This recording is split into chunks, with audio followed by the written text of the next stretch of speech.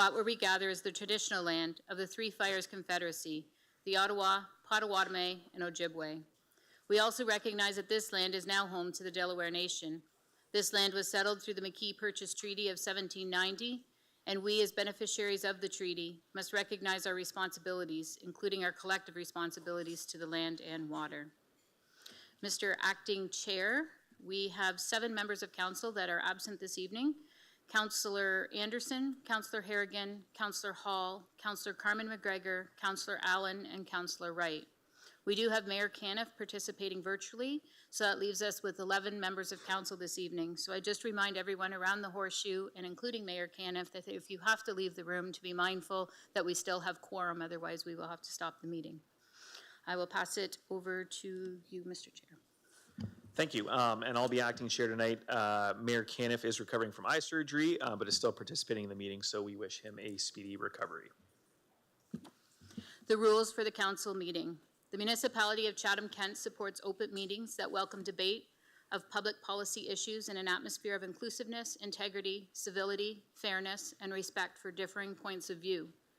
Anyone conducting themselves in a way that disturbs, disrupts, or impedes the orderly conduct of the meeting, interrupts or makes derogatory statements or hate speech, defamatory comments about councillors, staff, speakers, or fellow members of the public may result in removal from the premises. This also applies to deputations. We ask that you do not approach members of council if they are seated in their council seat. The public, unless invited, is not permitted to come into the gated horseshoe area. The use of posters, signage, and literature is also prohibited. We have 2 disclosures of pecuniary interest this evening for the open session agenda. Both are Councillor Story on item 15C, which is the application for removal of the H holding symbol for Lisgar in Elizabeth Street in the community of Wallaceburg. And the other is 15D, the application for draft plan of subdivision, Cherry Grove Community Inc., Delaware Ave, and Idlewild Drive in the community of Chatham. We'll now move on to planning services, and I'll pass it over to Anthony. Thank you, Mr. Chair. The process to be followed for each application will be as follows. 1, the clerk will announce each individual planning item. 2, the mayor will ask if there is anyone present other than the applicant with an interest in the application and to indicate so by raising their hand. 3, the clerk will advise if written or video submissions have been received. 4, if someone other than the applicant indicates an interest in the item, there will be a presentation by administration. 5, individuals with an interest in the application other than the applicant will be asked to proceed to the podium, provide their name and address, and address council. 6, the applicant will be asked if they wish to proceed to the podium and address council. 7, administration will be asked if they would have any comments based on discussion that may have occurred. And 8, council will be asked what action it wishes to take with regards to each item. Notice, if any person or public body that files an appeal of a decision of council in respect of the proposed applications does not make oral written submissions to the municipal clerk before the proposal is approved, they are not entitled to appeal a decision to the Ontario Land Tribunal. If otherwise eligible, unless in the opinion of the tribunal there are reasonable grounds to add the person or public body as a party to the appeal. Information on council's actions tonight will be posted on the municipal website. All persons who have made a request or who have made a written or oral submission regarding a particular planning item will receive a notice of council's decision, including appeal procedures. Any other person who wishes to receive a notice of decision must submit a written request to municipal clerk. Thank you. 11A, applications for consent and zoning bylaw amendment 2316081, Ontario Inc., and Brian and Tina Furlan, Riverline, Community of Harwich, South Kent. We have not received any conflict of interest and no deputations were received today. Is there anyone present other than the applicant and or their agent with an interest in the application and indicate so by raising your hand, please? Seeing none, did anyone present virtually wishing to speak to this item? No. No. Council, do you have any questions of administration regarding this report? Seeing none, Councillors Thompson and Sakachi, can you move this? So moved. Seconded. Any further questions? Seeing none, I'll call the vote. Mayor Caniff? Yes.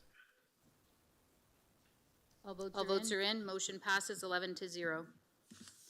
11B, application for zoning bylaw amendment, Royal Canadian Legion, branch number 324, 17 to 27 Talbot Road West, community of Wheatley, West Kent. We have not received any conflict of interest and no deputations were received. Is there anyone present other than the applicant and/or their agent with an interest in the application? And please indicate so by raising your hand.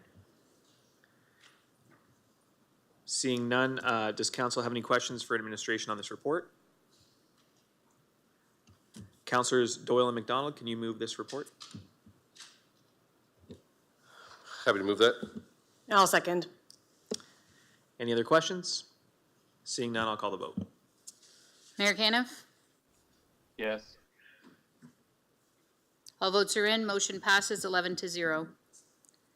11C, application for zoning bylaw amendment, Omar Solman, 252 Queen Street, community of Chatham City.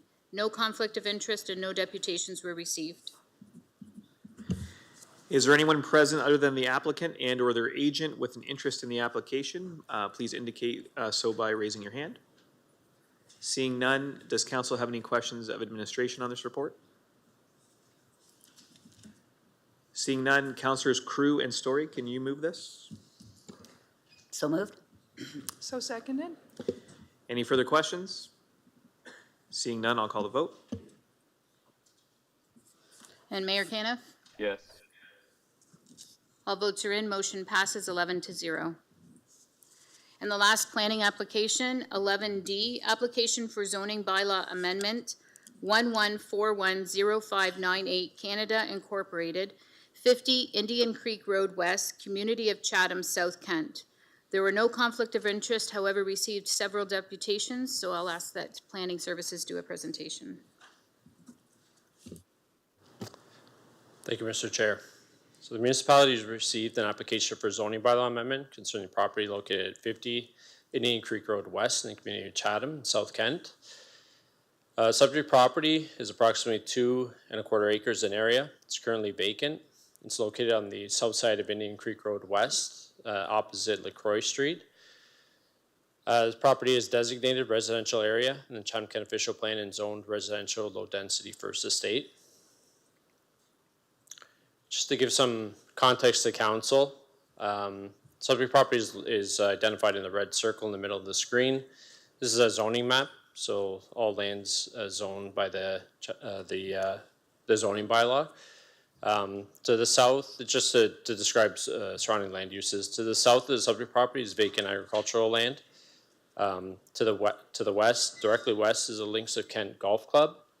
To the east, on the south side of Indian Creek Road West, is a low-density residential neighborhood, and further east at the Charing Cross Road intersection is retail shopping. On the north side of Indian Creek Road West is a range of land uses. The sort of highlighted green area is parkland and open space. The red areas are institutional uses, schools, places of worship, and the remaining lands in the purple are low-density residential land uses. A little more focus on the subject property in the circle is a large vacant parcel. The laneway to the left or to the west of the property is the access point for the golf course. It's a single access from Indian Creek Road. The subject property is bound by open municipal drain on the east side, and along the south boundary is an open watercourse, a former municipal drain. Both of these features are flanked by mature trees, just to provide additional context. And also LaCroix Street and Indian Creek Road West are classified as urban collector roads in Chatham-Kent. So the proposal for the site is for a new residential apartment building. It's a 9-story building to contain 87 residential units, 125 off-street parking spaces, 40 of which would be underground. Loading space, and is proposed to be by condominium tenure. There's a single access for the site proposed off of Indian Creek Road West as well. The applicant has provided a building rendering for the proposed development. So the short side of the building in the rendering would be facing Indian Creek Road. The one thing to note is it's a 9-story building. 8 floors would be containing the residential units. The 9th, the top story, would be used as amenity space for tenants. Another thing to note is the balconies for each unit will be facing, so the balconies in view now would be facing over the golf course property. The opposite side would be facing over the parking area of the property. The municipal drain with mature trees, and beyond that would start the residential development. The zoning bylaw amendment application is to implement this proposal. So the proposal would be to rezone the property to residential high-density second zone. This zone would permit an apartment dwelling use as of right and includes specific provisions to control the use on the land. The proposal would be to rezone it to a site-specific residential high-density second zone to deal with some deficiencies, the first being a front yard setback. So the typical setback for the RH2 zone is 7.62 meters or 25 feet. This is the building setback from the front property line. And the proposal is for a 6.5 meter, 21.3 foot setback for the building. The rear yard setback is deficient as well. So this is the lot line that abuts the drain and then the agricultural lands to the south. Requires a 15.16 meter setback or approximately 50 feet, which is half the building height. And the reduction would be to 13.5 meters or 44.3 feet. Also included in the site-specific provision would include regulations that would maintain the open space within 25 meters of the westerly property boundary. Council will be familiar with this from December meeting. An approval for an official plan amendment was granted that placed the property in a site-specific policy area that would preserve this area for possible future extension of LaCroix Street. So with the zoning bylaw amendment application, there are additional studies and supporting information. Of note for this application was to assess the servicing that's available to the site, and that was done through a functional servicing report that then identified the water requirement, sanitary sewers and stormwater management to control the use on the site. A planning rationale report, which was provided by a professional land use planner that provided a policy justification for the proposal. Traffic impact study that demonstrated what the future look of traffic in the area would be with taking into consideration this development. A shadow study analysis, and then the concept site plan and concept building renderings. So these studies were reviewed by municipal staff, and there are no issues with supporting this development over the subject lands. One important note is the functional servicing report and planning rationale report that were appended to the planning report were the initial submissions. There were updated submissions, and those are provided on the municipal website. Minor changes, more of a technical nature, that would come at the site plan control stage, but doesn't really affect any of the outcomes that were presented in those reports. Just to give some timeline, again, this was kind of considered previously, or residents were notified of an official plan amendment in November, end of November. That was considered and approved by council at the December 16th meeting. Before that, the developer did hold a public information center. Notice of that meeting went out the end of October of last year, and the meeting took place in November 13th at the Links of Kent Golf Club. About 35 residents attended the meeting, and I thought it was a productive meeting, but it was summarized in the council package as well. Again, the zoning bylaw amendment before council tonight, public notice was given January 7th. The meeting is being held today, and a future council decision is to be determined. So in sum, the proposal does or is consistent with the provincial planning statement, the policy of the provincial planning statement and Chatham-Kent official plan. However, part of this process, or the planning process, the importance of the public input and public consultation. So this recommendation is a little bit different than your typical recommendation at these meetings. The recommendation before council today is the council receive submissions from the public regarding this proposal and direct those that public input and those submissions back to administration for further consideration. Administration will review what's been heard at tonight's meeting and give time for administration to assess that and provide a future planning report to council with a recommendation with the amending bylaw. And that's all I have. Thanks. Thank you. The deputations received today, so I do have 5, and there could be more in the room. First of all, council, you were sent an email shortly after lunch today. There were 2 that were email only, one from Gary Orette and Sharon Quick. So council, you have those comments received, and those will be shared with administration. And now we'll start with the ones in the room. So first of all, on this item, we have Dan and Terry Myers. I'll remind all speakers today that you have 5 minutes maximum, and the timer is on the screen. So if Dan and or Terry would like to come to the screen or to the podium, on deck will be Holly Snow. Welcome, Mr. Myers. To all council members and Mayor, I'd like to thank you for your time. My name is Dan Myers. My wife and I have lived at 4635 LaCroix Street in Chatham and have resided on the south side of Chatham for over 40 years.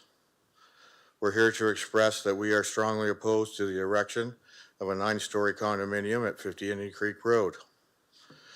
This area, including the proposed site, is zoned single dwelling, low density, and it is the epitome of that distinction. Considering such a sizable structure at this location is inappropriate and would be aesthetically unappealing considering the surrounding urban landscape. I implore all council members to take time out of their busy days and take a drive to the proposed site. Take LaCroix Street, Queen, or Kyle to Indian Creek, all the while observing the urban landscape. As all Chathamites know, we have the north side of Chatham, to which many prefer because of the availability of almost anything, and the south side of Chatham, which is less hectic and more reserved. We like it like this. It gives us a choice. We have serious privacy issues as a lot of us have private backyards, many with pools, and such a complex would allow complete visibility to all our yards. We have several traffic concerns regarding the increased volume of vehicles. We also question the influence on the water table and surrounding tributaries, namely Indian Creek, the Chinook Drain, and the Indian Crest floodplain across the street. Our water table is already high in this area when considering the elevation increase from the front at Indian Creek Road to the rear at the Chinook Drain. Add to the fact that this entire area will now be concrete. Well, where's all this water to go? Water issues and water table are bound to be affected. We have questions regarding the impact on the woodlot at the rear of the proposed site that is habitat to many species and mammals and vertebrates. Of major concern is the negative impact on our property values with the addition of a 9-story apartment to our neighborhood. The owner of the property knew full well how it was zoned when it was purchased. It seems improper that he should profit from a zone change at the expense of the investments of citizens who have lived here for decades. Everyone understands the need for more housing, but before we believe that condos are the answer, I encourage council members to do some research on condos and high vacancy rates. Windsor, London, Toronto are all feeling the same need for housing. They did some research and found that although the desire for housing was high, so was the vacancy rates for most of their condos. A poll was conducted to see why, and people responded unanimously about the expense, the same as a mortgage for a home. Their desire to have something to call their own, to have privacy, a place, a yard, a place for their kids to play. All these things condo living cannot provide. So to suggest that condos are going to help resolve the housing issue is debatable at best. We also take issue with the incredible amount of inconvenience to our neighborhood by such a large-scale development. Not to mention the environmental concerns such as noise pollution, ground disturbance and vibration, air pollution, and dirt and dust issues that will not only affect us, but our homes, cars, yards, pools, and pets as well. Bylaws are in place for a reason. Single attached, low density. We're not opposed to growth, but we find the fact that the municipality is even considering this proposal,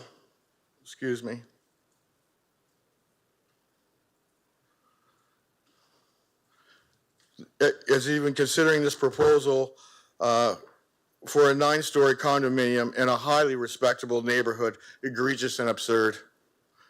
We respectfully request that when examining this proposal, council consider our concerns and deny the proposed zone change for this development. Thank you. Thank you, Mr. Myers. Next speaker is Holly Snow. On deck is Deanna and Chuck Blaine.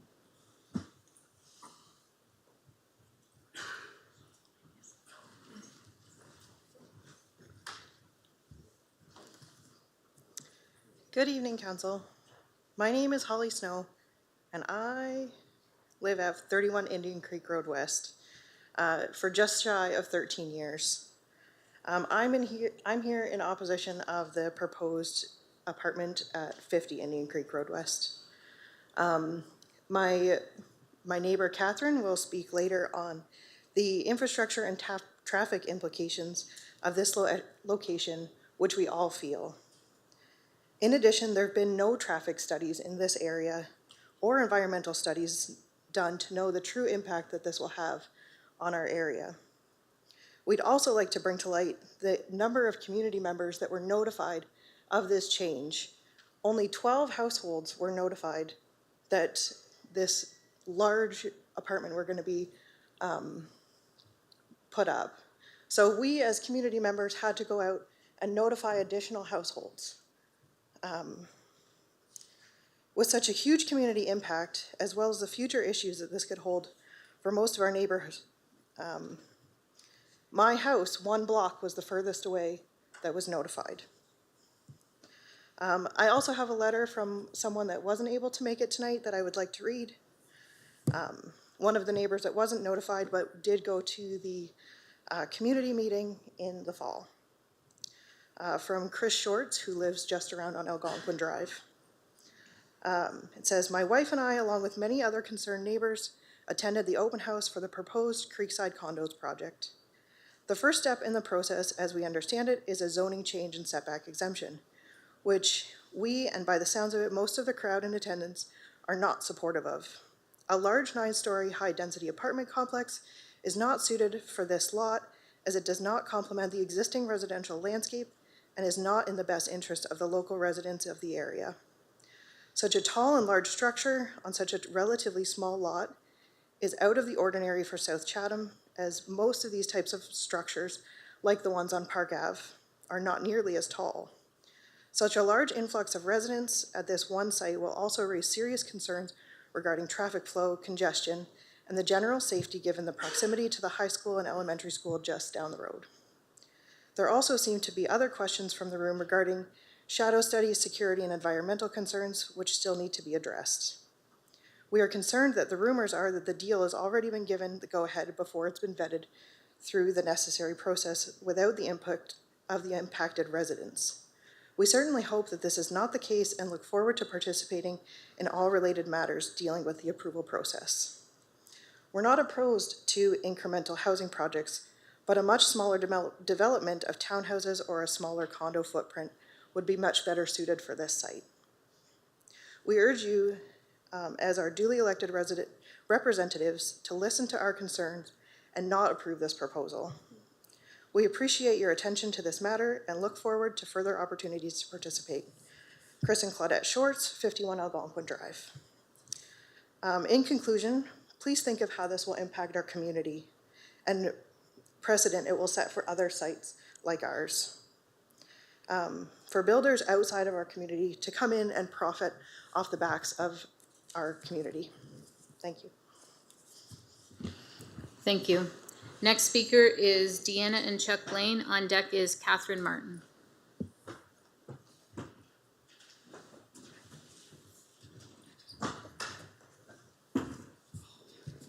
Good evening, everyone. and thank you for taking the time to listen to our concerns, councillors.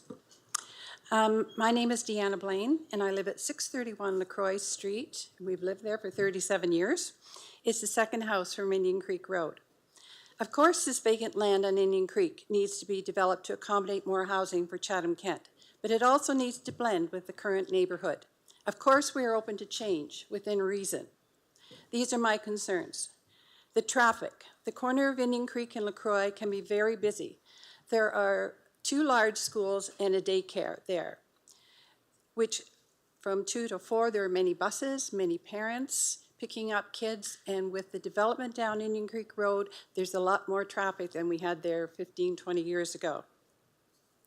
The golf course is very aesthetically pleasing, but it also adds significantly to the traffic concerns.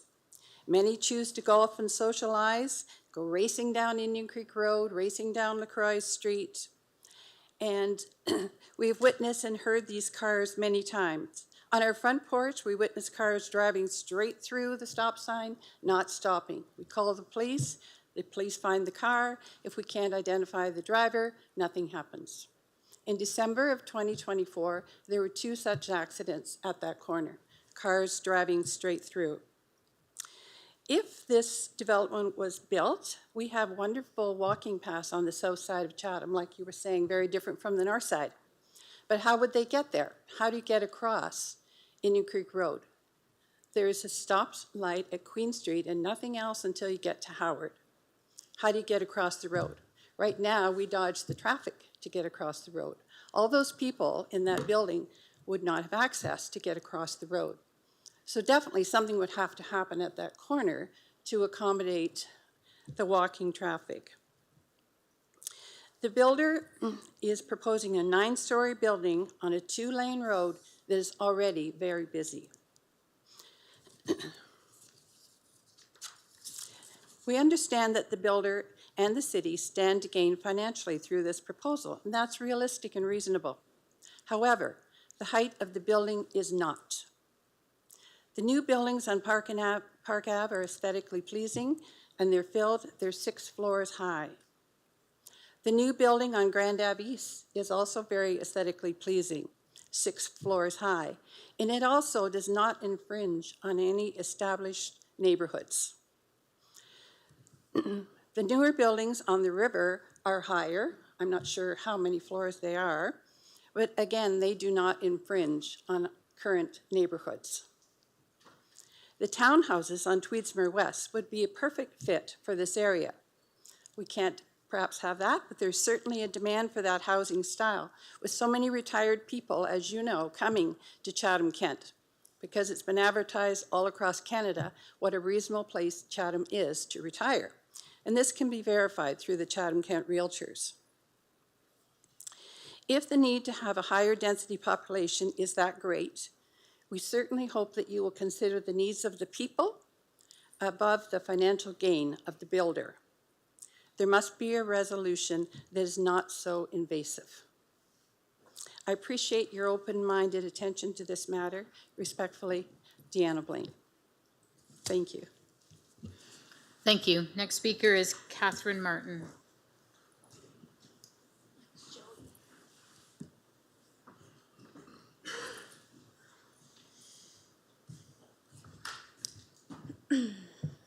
Hi, my name is Catherine Martin. I've been a resident of Chatham my entire life, and I've lived at 71 Algonquin Drive for just shy of 12 years. I am here in opposition of the 9-story apartment building being proposed at the end of LaCroix Street. Proposed is an 87-unit condo building, which equates to a massive demand on our water supply and a larger demand on our storm and sanitary sewer systems.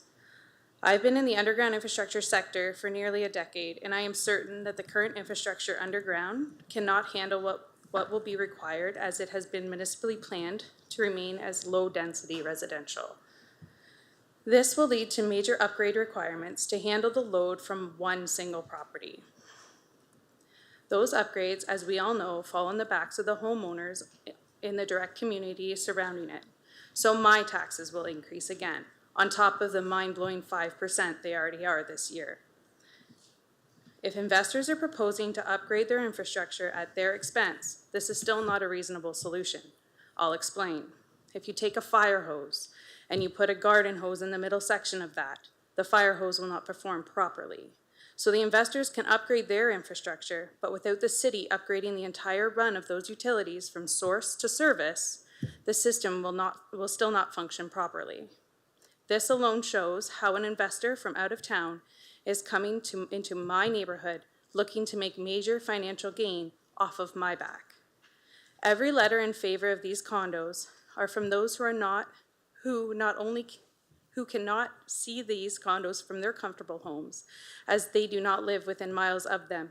They do all, however, stand to substantially financial gain from this project. Again, more people making money off the backs of my increased taxes. Let's look at the traffic problem. Indian Creek is a busy road that has had some serious accidents, including a child being struck by a car a few years ago. There has been countless times that vehicles have not stopped for buses loading and unloading children along this exact piece of road. The increasing capacity without proper planning and expansion will without a doubt attribute to an increase in collisions and potentially loss of life. That expansion will require yet another increase in my taxes, more money from my pocket to increase the gains of investors who will not be filtering that money back into my community, schools, hospitals, roads, and emergency responses. 9 stories is a ridiculous height to propose in such a low-density area. All other apartments of only 6 stories are located on 4-lane streets in Chatham-Kent, with peppering of high-density residential, mid-density residential, industrial, and commercial surrounding the area. A building of such stature blatantly goes against the community plan, and any attempt to validate this proposal is evidently done out of greed. The letter I received stated this meeting was to discuss the amendment to the bylaw regarding the setbacks for the proposed building. If memory serves me, setbacks are a direct correlation to the height of the front face of the building. What would the setbacks be if the building was a compromising 3-story? It seems that as a collective, the people gathered here today opposing this project and who will live with this building in their daily life understand this is a large lot that could serve a medium-density residential. But we are pleading for a resolution that makes sense to our community as a whole, not just the top elite to stand to gain from it. Thanks.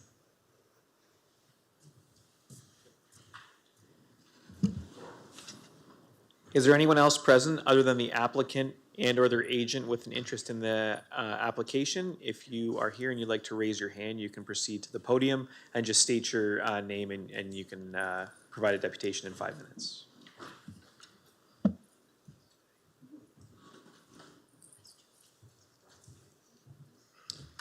Hello, I'm Joey Rush.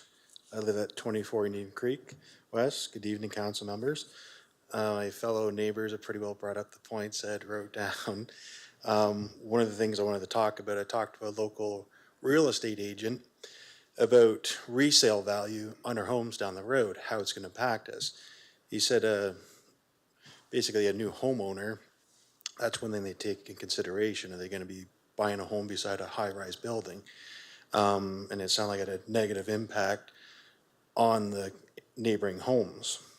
Another thing, I talked to a local contractor, and he states back in the 1970s, driving by this location, the fill, like being the environmental study, had been told that has not been completed on it, that when they build that low-lying area up, there's several feet of concrete and then fill on top of it. So there's obviously potential problems down the road unless all that's going to be removed to build this 9-story building.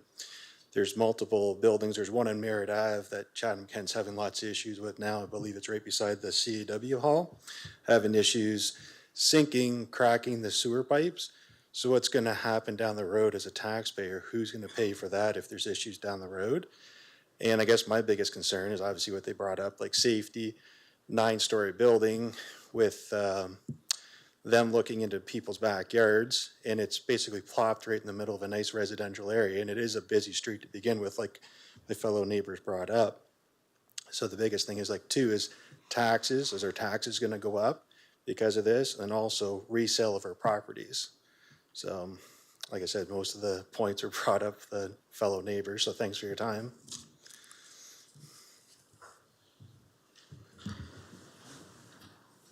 Is there anyone else with an interest in the application other than the applicant or his or her agent? Seeing none, if the applicant is present and they would like to come to the microphone to make a presentation or comment.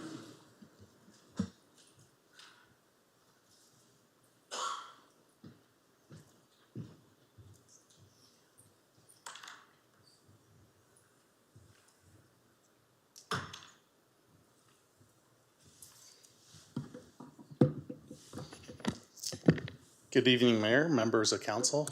Brian Pierce, Principal Planner with Baird AE.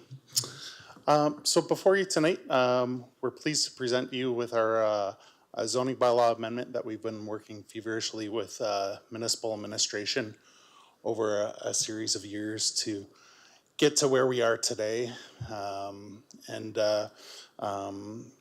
We're looking at intensifying the property for the development of this property to 9 stories with an apartment use on it. We've worked diligently on the site plan layout of the property so that we can balance on-site parking demands while providing high-quality amenity spaces within the apartment dwelling to complement the development of the lands. So with that, we are proposing to rezone it to the high-density, residential high-density 2 zone. And with that, we're looking at specialized relief with a minor reduction to the front yard setback and the rear yard setback. So that's the front yard abutting LaCroix and opposite side of that on the south side of the property as well. While oversupplying parking, the minimum parking standards of Chatham-Kent. So, and while taking in consideration the municipality's official plan amendment that they initiated last month and had a public meeting and the bylaw passed on December 16th. That recognized, and as we recognize too, that there is importance to this property and long-term interconnectivity of the road systems. Should LaCroix ever need to be extended to the south, that those lands are protected to allow geometrically aligned 4-way T intersection for the natural extension of LaCroix on the site. So with that, all our support studies have been publicized on the municipality's website. We're supportive of the draft bylaw presented into the staff report tonight, implementing the official plan amendment and our requested ask. So with that, I'm happy to answer any questions that council might have. Council, do you have any clarifying questions of the applicant? Councillor Sakachi? Thank you, Acting Mayor McGregor. So when I was reading the traffic study, I seen on the dates on the actual report, but maybe I missed it. It could be in the report. But was there a timeline associated with the actual study? I know that it's dated on there as in August. Is that when the actual study commenced, or is that when it completed? Great question, Councillor. Through you to the council's question. A traffic study has it takes a series of months to go through the process. So it was identified during pre-consultation as a support study that was required. As such, we went out and collected traffic data at the required intersections identified by Chatham-Kent's administration and came up with the terms of reference that they identified to do the traffic study on, which then matured on the date of the report. So would that calculation include like the school components of things, because there is schools there? Would that include the, you know, the fact that when the golf course would potentially be at its peak as well, like those items were kind of accumulated in this report? Yes, most certainly. All land uses in and around the site were evaluated as part of the traffic data being collected. And that was reviewed as well by municipal administration. They have a transportation planning office within the Chatham-Kent here that looks at that stuff too. Thank you. And just to follow up to that question, I see in this, the shadow study that was completed here, that's a public document. Is that something that's essentially an automated process, where it's just implement the sizes and like the sun and all those things, and it just kind of gives you a potentially product of what's going to happen under certain elements through different seasons? Yeah, so there's automated software that generates that. In this particular attention, I requested that we provide a 4-season study so that council and the public can further understand the winter solstice, when we get about 9.5 hours of sunlight in Chatham-Kent here, and then at the other extreme, in summer solstice, when we're pushing 15 plus hours of sunlight. In the most common area of utilizing outdoor amenity spaces on the site. So it sort of gives you the one extreme to the other, as well as the two equinoxes that balance out the 4-season study. And we try to run it from sunrise all the way to sunset, so that you can understand how shadows happen from buildings. And just as other developments create shadows too, we create shadows standing. There's shadow impact with everything. So we come up with a support study to analyze that and watch where that swing of the shadow went for council's information and the public. Thanks. And last question from myself is the sheer size of the building. Is there kind of a matrix that goes into deciding that it's going to be 9 stories, or is that something just from like a revenue recovery aspect that has to be a certain height, or is it just related to the type of build? I'm just curious of the actual height, because the one concern I do have is that considering even some of the newly renovated and newly built apartments in the area, not close, but in the area, aren't quite that high. Is there a reason why 9 stories was selected? Sure. When looking at this, costs, not yet, because we're in the infancy stages. As council can appreciate, we're only at the zoning bylaw amendment stage now. If this was supportable and it proceeds forward, we'd have to go through a detailed design exercise with planning services through a site plan process. That's where we could look into those access points and pedestrian linkages into the LaCroix and Indian Creek intersections, and detailed design of our storm systems and sanitary systems and water systems, building upon this functional servicing that we identified. All those things sort of go into it. Parking lot layout efficiencies, green space efficiencies, to mature a site of this nature. So that's how we got to 9 stories. Again, the first 8 stories are residential components of the building. And as part of considering high density, we want to ensure that there's high quality amenity spaces for the residents too that live within the unit. And that's why we're seeking a partial floor on the 9th. As you've seen in the renders, there's a partial floor on the 9th that would contain the amenity spaces for the residents, as well as some minor on the main floor as well. Thanks. And this is just a process question to staff. I'm not sure if Anthony, if you can take this one or not. If this is, since there has been some changes in the planning aspects of things, if this is supported tonight, and then a detailed design comes back and there's any concerns there, is this something that if it is approved tonight, that it's not going to come back for final approval and just site plan approval? And just because of some of the new changes, I'm a little bit confused on the process a little bit now if this is passed tonight. If I might just jump in, then I'll let Anthony talk. Tonight, we're just soliciting public comments, no recommendations of council. So we're not looking for council's decision. Tonight, with the recommendations put forward, we're just here to hear comments. But Anthony? Go ahead, Anthony.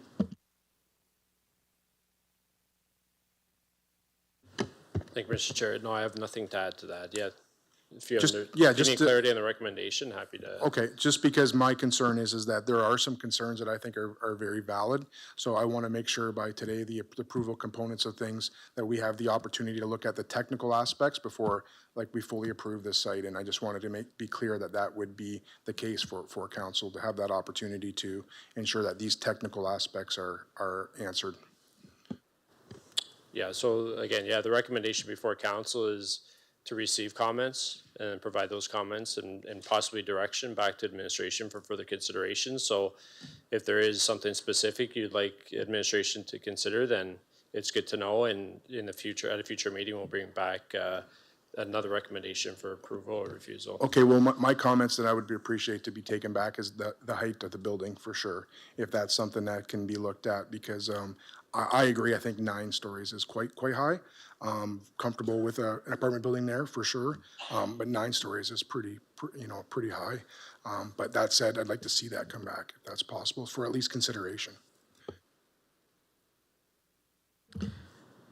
Councillor Story? Thank you, Mr. Chair. Councillor Sakachi covered a lot of the questions I was going to ask. Is this the same process of the meeting where we ask our questions to staff or to the consultant? Right now, it's to the applicant. The applicant. But if there's some crossover with staff, understanding some of those questions are going to have a little bit of input from both, we can entertain those as well. Okay. Because most of my questions are to staff through. My applicant questions were covered by Councillor Sakachi. Yeah, so we can wait for those. Those will come after we finish with questions to the applicant, yeah. Okay, thank you. Councillor Bondi? Thank you, Acting Mayor McGregor. Sorry, I didn't quite get the answer on the traffic study. So was it done in August? July and August? Sorry, the report finalized in August for the formal submission. It takes a series of months to go through a traffic study to prepare it based on the terms of reference and data collection that's required to support that study. So what months was the traffic study done? It's obviously very important as there's schools, right? Sure, so we analyzed and collected data through a third party data collection. It's in the report. I can pull that up for you. Or we can provide those comments in the follow-up report in a future meeting as well, because we're just hearing comments today. And then also we analyzed the sightline distances of the current proposed intersection to ensure that we have adequate sightlines for egress and ingress to the site. As council can appreciate, there is a culvert crossing the drain there, so we want to make sure that the head wall of that drain isn't impeding sightlines, and that's contained in the report as well as the 5-year planning horizon on the traffic data. So you don't know what months this traffic study was done? Obviously, is it in the summer, right? Or is it at 3 in the morning? Sure. So blizzard. traffic data is a lot more complex than that. So there's data collection that's required, then it's analyzed over the annual period of traffic movements, and there's summations put into the traffic study. I can get into those details if you like. Well, it's just pretty simple. Like if the traffic study was done in the summer when school's out, it's not going to be very reflective of the traffic. That's, it's pretty straightforward, right? Like, sure. Let me just pull it up for you. Yeah, sure. Thanks. Yeah. So yeah, it was done in the middle of June on June 22nd, 2023. Again, pyramid was out. utilized. So school would be out. It would be towards the end of the school season for sure. 'Cause it's just the question is, was school in or was school out? Sure, I can Because, pull up the dates obviously, for that. right? Like that's going to have a huge impact on a traffic study. All I'm trying to do is suggest that traffic study is more involved than the day of collection. That is one point source of information that goes into the traffic study. But I could get into it as well for further clarification if you need to, or have a traffic consultant here to answer it, or transportation planning staff answer that for valued information. But it's more than the date it was collected. Oh, I realize that, but the date's awfully important when there's Indian Creek Public School and John McGregor High School. Yeah. Naturally. Like, I lived in front of a high school when I grew up, and in the summertime, there was nobody on it, and during the school year, it was really busy. So, that, like, it's pretty straightforward. Was school in when the traffic study was done or not? And I know there's other factors, but that's a pretty big piece of the pie here, one would think. But you guys are coming back because tonight we're just approving. You're not approving anything, we're just hearing Right. comments. So, okay, that's the end of my question for not staff. Thank you. Okay, perfect. Councilor Crew. Mine was just a simple question for staff. Okay, we'll circle back to you. Councilor Finn, question for the applicant? Thank you. Through you. How difficult is it to do a traffic study? Reason I'm asking is there's now a 500-plus student school that a lot of kids in that area would be going along Indian Creek to get to, in addition to the ones that are already there. Sure. I mean, at the end of the day, we want to create a environment that's safe for all types of users, whether it's vehicular or pedestrian movements. So we've analyzed it based on the terms of reference given to us by municipal administration. And municipal administration has no issues with our traffic study as presented. So again, as I think I mentioned before, through detailed design, we'd be working with municipal administration again on how to create a safe environment for pedestrian linkages. I think it would be appropriate for obviously a municipal sidewalk interconnection into the intersection so that we can get people safely across Indian Creek, between Indian Creek Road and LaCroix intersection. Okay, I'm just asking though, is it difficult to do another traffic study now that there has been an increase in changes since last summer? Sure, if there's a value to it based on some detailed thought processes, there can be additional data collection caused and then reflected with updated modeling based on the planning horizons that Chatham-Kent want us to analyze. Okay, thank you. Is there anyone else that has questions of the applicant before we move to questions to staff? Okay. Seeing none, thank you to the applicant. So now we'll go through questions to staff, starting with Councillor Story, then Councillor Crew, Finn, and Bondi. Councillor Doyle, I'll put you on the list as well. So Councillor Story, we'll start with you. Thank you, Mr. Chair. So I think we've reinforced nothing is going ahead tonight. This is a public information opportunity, a public deputation opportunity. So we're not voting yay or nay on anything, just more information for you as administration to incorporate into your upcoming reports to us, which will make recommendations on whether or not we move ahead with it. Thank you, Mr. Chair. Yeah, that's correct. So submissions received or any discussion at council tonight will be taken back by administration, and we'll take that into consideration and bring back the more information if needed, or bring clarity to things like the traffic impact study to council in a future report. And another public information center?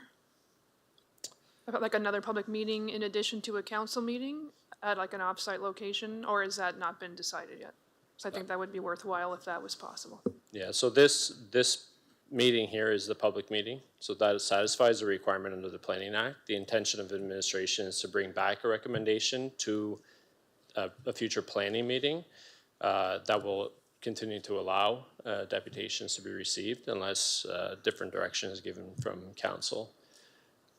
I think one of the concerns we heard from residents previously was due to the postal strike. There was limited opportunity for residents to be notified, which is no one's fault here. It was, it was external circumstances, but we didn't. I'm wondering if there was another opportunity for example, a public meeting where folks would get notified with a fair bit of time and notification to be able to attend? Or do you feel like the council meeting is a reasonable option for that? Yeah, it's a fair question. I think the intent to bring up the timeline in the slide was to demonstrate that this proposal actually has been made public sort of to the residents, dating back to October of last year. So that's when the developer held their own public information center at the Links of Kent Golf Course. And then there's been subsequent applications, like the official plan amendment application. Public notice has been received by residents within 120 meters since that time. Even during the postal strike, we hand-delivered to residents within 120 meters of the subject property.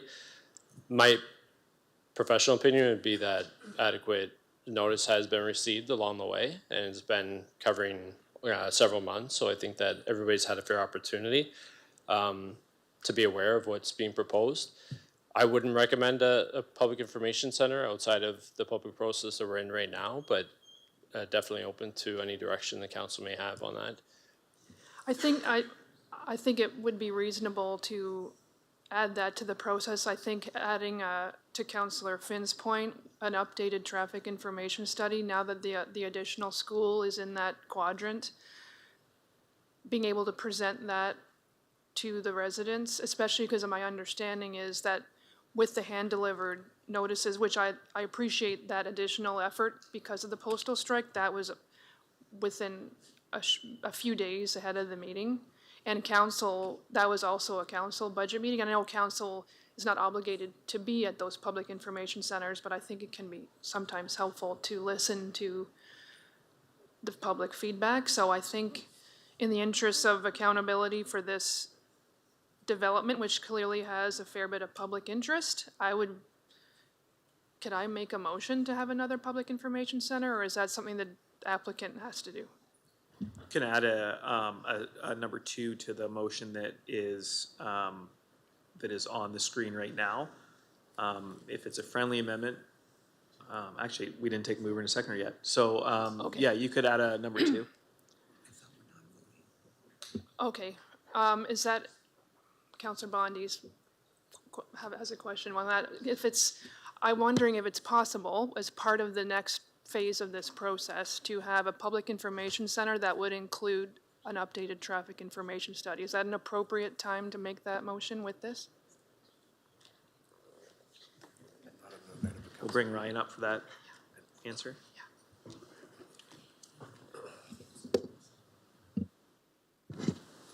Thank you, Mr. Chair. I was just consulting with a colleague, so if the previous question could be repeated, thank you.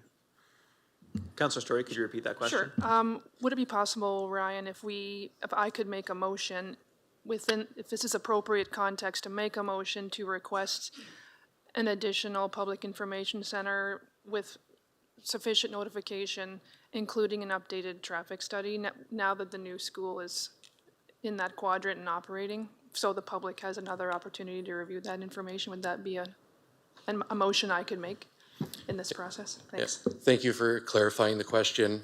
That is a motion that is within council's prerogative to make, but I do need to advise council that such a meeting would need to be hosted by the applicant. Chatham-Kent staff and our planning staff are not advocating for this development. We're providing, objective review based on our policies. So to go before the public, it certainly would require the willingness and cooperation of the applicant, which I think through a conversation with the applicant after this meeting, if that's the direction of council, we could make those arrangements and assist with providing notification as well.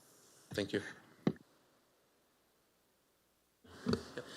Yeah, if I can, Your Worship. So I think in terms of the motion, it should be a request of the applicant, because we can't compel the applicant to hold a meeting.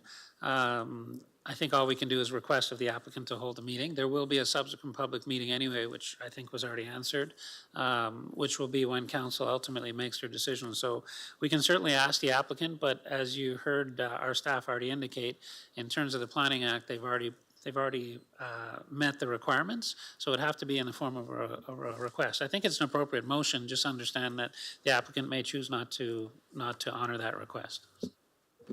Thank you. Yep, no, that makes good sense. In that case, would it be a 1.A or a number 2 on the motion? Number 2. Number 2, that council requests the applicant consider an additional public information center that would include an updated traffic impact study?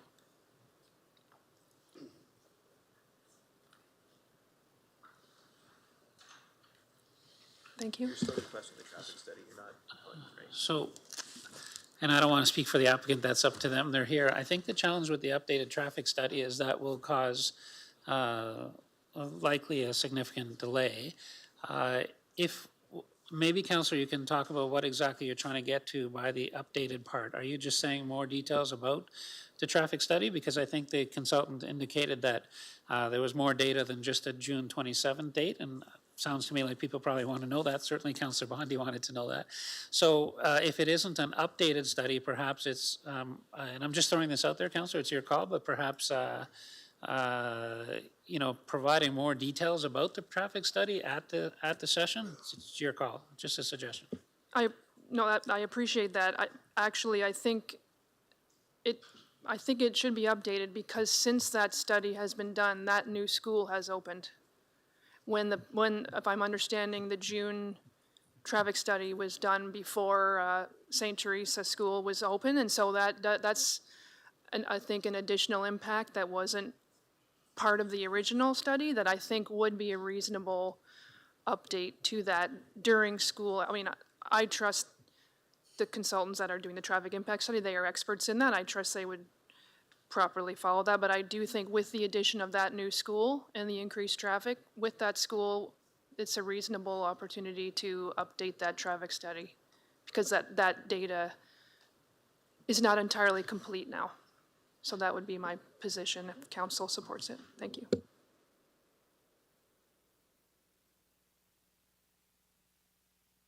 Okay, so we have the wording up there. Any other questions of staff, Councillor Story, on this application?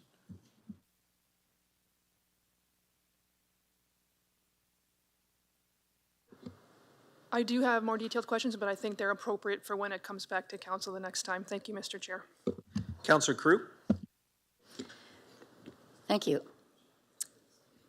I think most of my concerns, so what we're going to do tonight is we're going to refer this back with all the citizens' concerns, correct?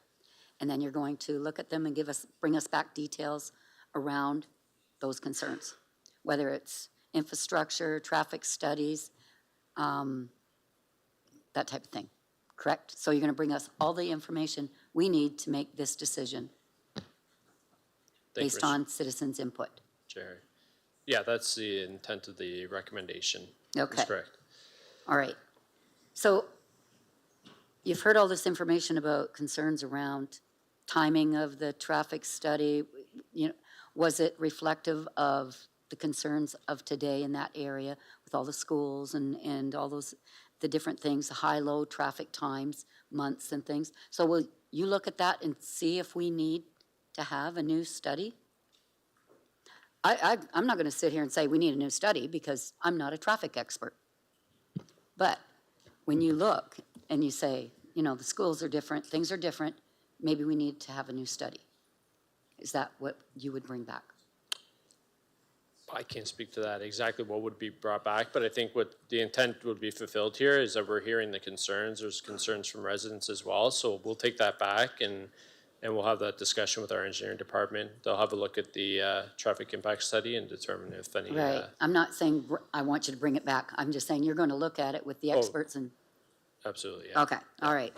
That's what some clarification I want. So one of the citizens brought up notification. I think she said 13 houses away or something, and then someone else said notification had to be within 120 meters.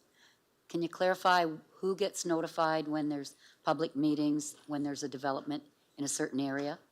Yeah, so, yeah, for an application like this, the legislative requirement under the Planning Act is 120 meters, the circulation from the boundary of the subject property. So any property owner within 120 meters would have received notice for this application, the official plan amendment, and an invitation to the original pick by the developer. Okay, that's why other neighbors didn't get it outside of that 120 meters. Okay, I think that's it. I think you know what the concerns of the citizens are and councilors here, so That's all. I don't have anything else. Do you need a motion to move this? I believe Councillor Story moved it, and I forgot to get a seconder for these two items. So if you I'll want to be a second it. seconder, that'd be great. Thank you. Bruce, go ahead. Just maybe to add to one point to that, why the legislative requirement is to mail notices to all residents. There is a posting on site, but we do post all our notices to our municipal website on our planning notices page. We've been doing that for the last couple of years, so anybody can view that throughout the municipality as well, so, okay. Councillor Finn? Just one procedural. When this does come back, are deputations going to be allowed again? Yes. Councillor Bondi? Thank you, Acting Mayor McGregor. Anthony, I guess maybe this is for you, and it was brought up by this young lady over here. I don't understand how an 87-unit building, how the infrastructure below is able to handle like 87 washrooms, dishwashers, laundry. Like, do we build it that much bigger just in case, like 50 years ago or whatever it was? You know, if I put 87 houses on top of my house, I think there'd probably be a little bit of a backup issue. You know, it's just me, right? But Thank you, Mr. Chair. Well, I'm not an engineer by trade, but the purpose of the supporting studies is to answer those questions. So the functional servicing report that was submitted by the developer was reviewed by engineering, by staff, and it was determined that there's sufficient capacity in the underground infrastructure to service this use or high-density residential use at this location. Similar then to most developments that are outside of like a single detached dwelling, that study would be a requirement of a zoning bylaw. so we oversize these things, like to that degree. I think we should change that policy, you know, because really if we build just in case, like a 100-unit apartment building goes on top of what likely would have been a single family dwelling, I just see, it doesn't seem to make sense. I'll just leave that there, but, you know, obviously I'm not gonna dig it up and look at it, but, I don't know, I find it astonishing that that can be not planned, but the service scene is capable of taking it. But you're not the engineer, neither am I, so we'll just leave that there. So second question, are we voting on this? So tonight, we're voting on currently, these two recommendations. One is that comments from the public and from us are collected and go back to staff. And that also council request the applicant host an additional public information session with the appropriate notice and an updated traffic study be conducted. So all this goes back to staff, and there's no like approval of the project tonight. Right. Yeah. Like, I understand number two, of course, but like, haven't we already done number one? Like, if we're gonna vote, haven't we just did it? Or is this approving it to go back to staff who are listening to it? Like, this just seems a little unusual to me, and I've seen a lot of these things, but maybe, Michael, you can. Yeah, through you, Chair. You're referring it back to administration. So basically, you're hearing from the public, you're asking administration to take the comments and the questions and the responses all back to help inform whatever the next report is that comes forward. So you're not approving anything. You're Right. simply directing staff to take these comments and to make sure they're considered. And then there's the added, well, I won't explain number two. 'cause Number you said two, you yeah, I get understand number that. two. So is this unusual? Like, typically, we vote on planning applications and we make that decision that evening. Bruce, go ahead. Yep. Thank you, Your Worship. Maybe to Councillor Bondi. It's somewhat unusual. Generally, planning will bring a recommendation the same night as a public meeting, but depending on the nature of, you know, when we believe that there's, you know, a number of public comments, we'll bring it to a public meeting first so council can hear the debate and the concerns, and then we'll take it back and bring it back to a subsequent meeting with a recommendation. But sometimes we don't anticipate there might be issues, and there are issues, and we will sometimes postpone it to come back to council if we did have a recommendation. But we knew there was, you know, public interest in this one, and we thought, well, let's have a public meeting, hear the concerns, and we'll refer it back to planning for a subsequent report in the future. So to answer your question, we don't always generally do it this way, but we have in the past. We've done a couple in the past year or so this way. Okay, so because it's like a contentious thing, that's why we're having this. Okay, I get it. Essentially, yeah. All right, thanks. Counselor Doyle? Thank you, Acting Mayor McGregor. So I guess one of my first questions was, because we're not passing anything right now, like say we didn't have number 2 there and number 1 just failed. Like, does that just mean the project continues without the public information? Or what happens if number 1 just fails?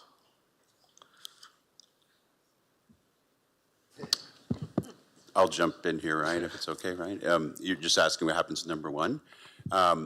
Essentially, we're taking any comments from council and the public back for further consideration, and subsequently, number 2, if it gets approved, we'll continue on with that, and we'll report back to council with those comments and probably make a planning recommendation at that time. Yeah, so if it failed, would that just mean you continue on with everything without the information that we're getting tonight? If it fails, sorry, if that recommendation is not approved, I would consider it a non-decision of council, frankly, and then subsequently, the applicant would have the right just to appeal it to the land tribunal, a non-decision. Okay. Because you're not making a decision on the application. Right. In one way or the other. Okay, thank you. I would have went to that meeting had it not been on a budget meeting night. I'm guessing some other councilors would have been there too. So I can understand number 2. I would ask for a friendly amendment on number 2 for us to send out letters to every home within 200 meters of that property as opposed to 120 though. If that can be. Is that friendly, Counselor Story and Counselor Crew? Yes. I see a head nod, so yes, you can add that. Okay. Secondly, so in the report here, and this is, I guess it's part of our planning stuff. So section 23425, the municipality will consider applications for infill development, intensification, and redevelopment of sites and buildings, including brownfield or former institutional sites through intensification based on the following considerations. Then number F says the proposed development is compatible with the existing development standards and physical character of the adjacent properties and surrounding area.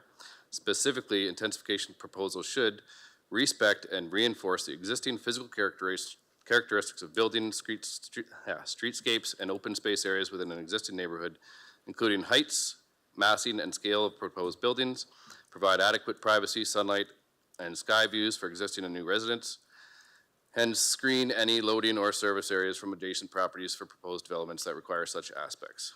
So, to me, 9 stories doesn't even remotely close to meet that.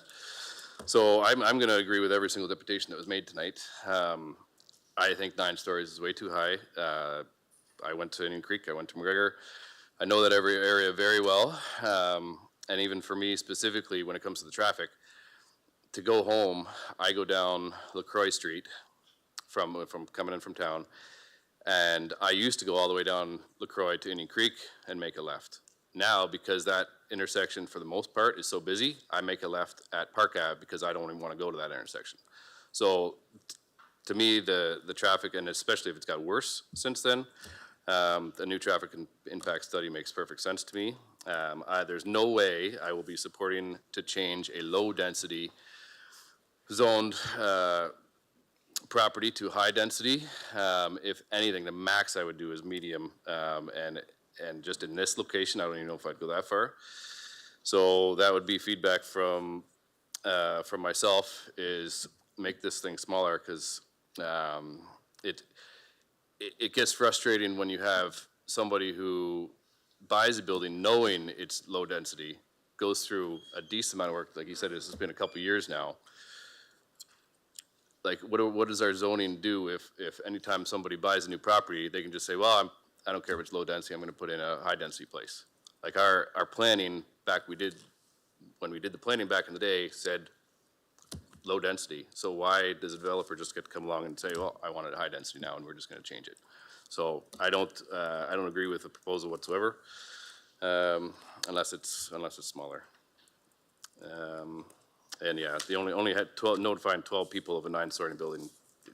It's not enough. So thanks, Allison for, Counselor Story for agreeing to adding some more people in there. Thank you. Counselor Jubenville? Thank you, Acting Mayor McGregor.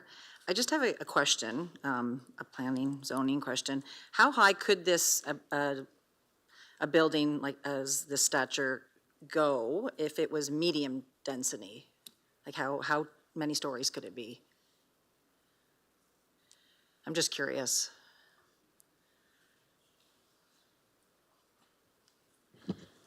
Thank you, Mr. Chair. So in our zoning bylaw, generally there's three broader categories of residential: low density, medium density, and high density residential. An apartment use in either of the medium density residential zones would permit 3 to 4 stories, depending on how tall each story was. Okay, thank you. I'm just curious.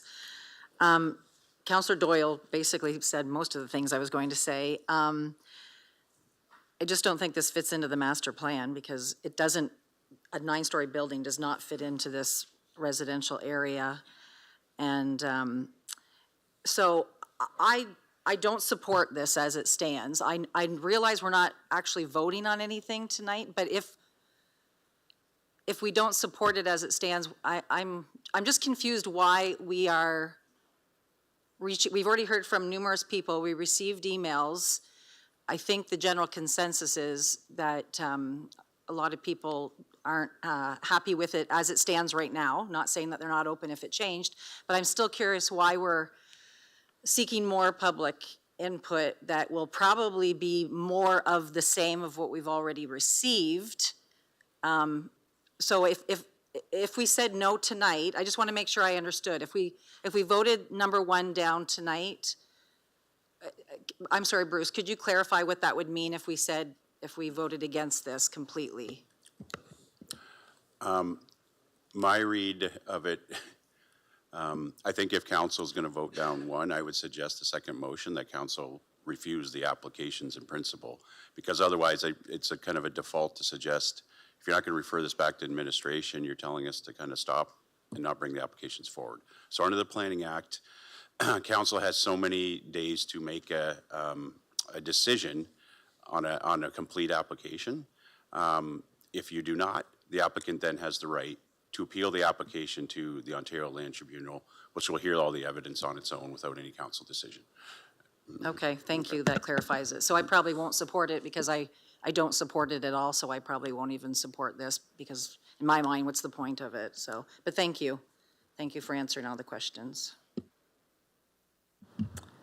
Any other questions? I did have a couple questions of clarity. So the initial 120-meter radius for notification of developments like this, is that a provincial requirement through these processes, or is this something we set ourselves? Thank you, Mr. Chair. It's a provincial requirement laid out in the Planning Act. Yeah, I just wanted to make sure that the public was aware that we're following provincial guidelines set up by the province.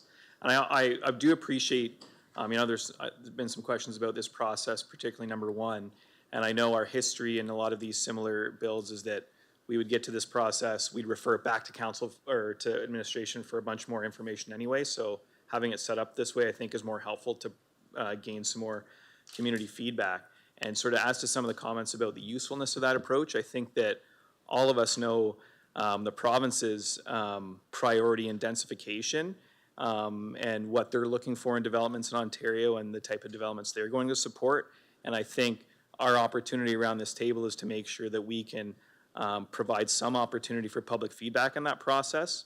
And if we choose just not to participate in that and, deny applications, we know what happens at the provincial level. So I think that, it's important to note that this is the time that we have some opportunity for the public to have some feedback, to look at design features and those types of things. And, if we choose to just deny things without that work, we've seen the outcome that we see at LPAT and the provincial boards. So just maybe a comment to keep in mind. Any other comments from administration or questions to administration? Oh, Councillor Bondi.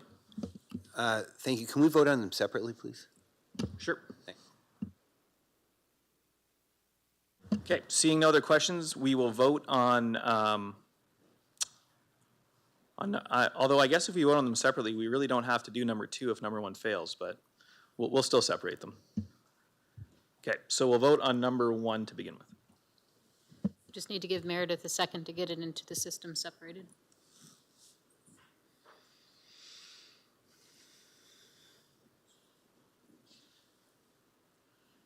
Okay, so number 1, Mayor Caniff? Yes.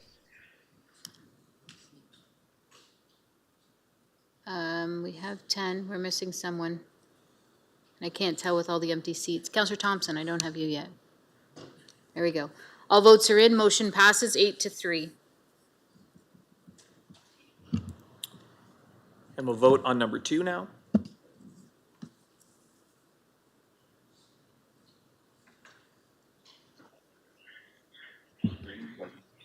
Okay, I'll read it to you. Council requests that the applicant host an additional public information session with the appropriate notice of properties within 200 meters of the subject property, and then an updated traffic study be conducted.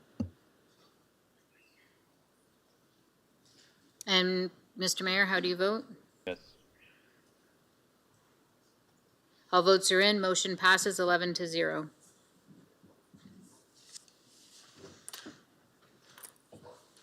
Mr. Acting Chair, that concludes the planning portion of this evening. We'll now move on to deputations for the regular agenda item. And I will just call them up now.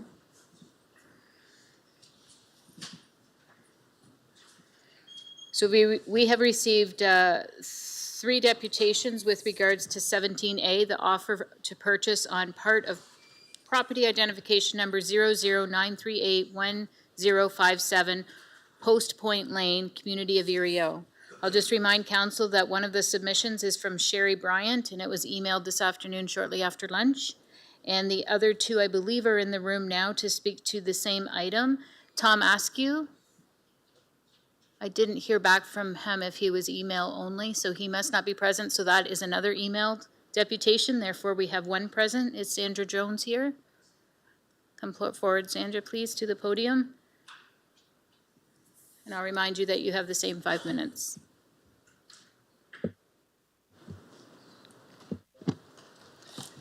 Thank you for the opportunity to address council this evening. My name is Sandra Jones and I reside at 1180 Post Point Lane in Erio.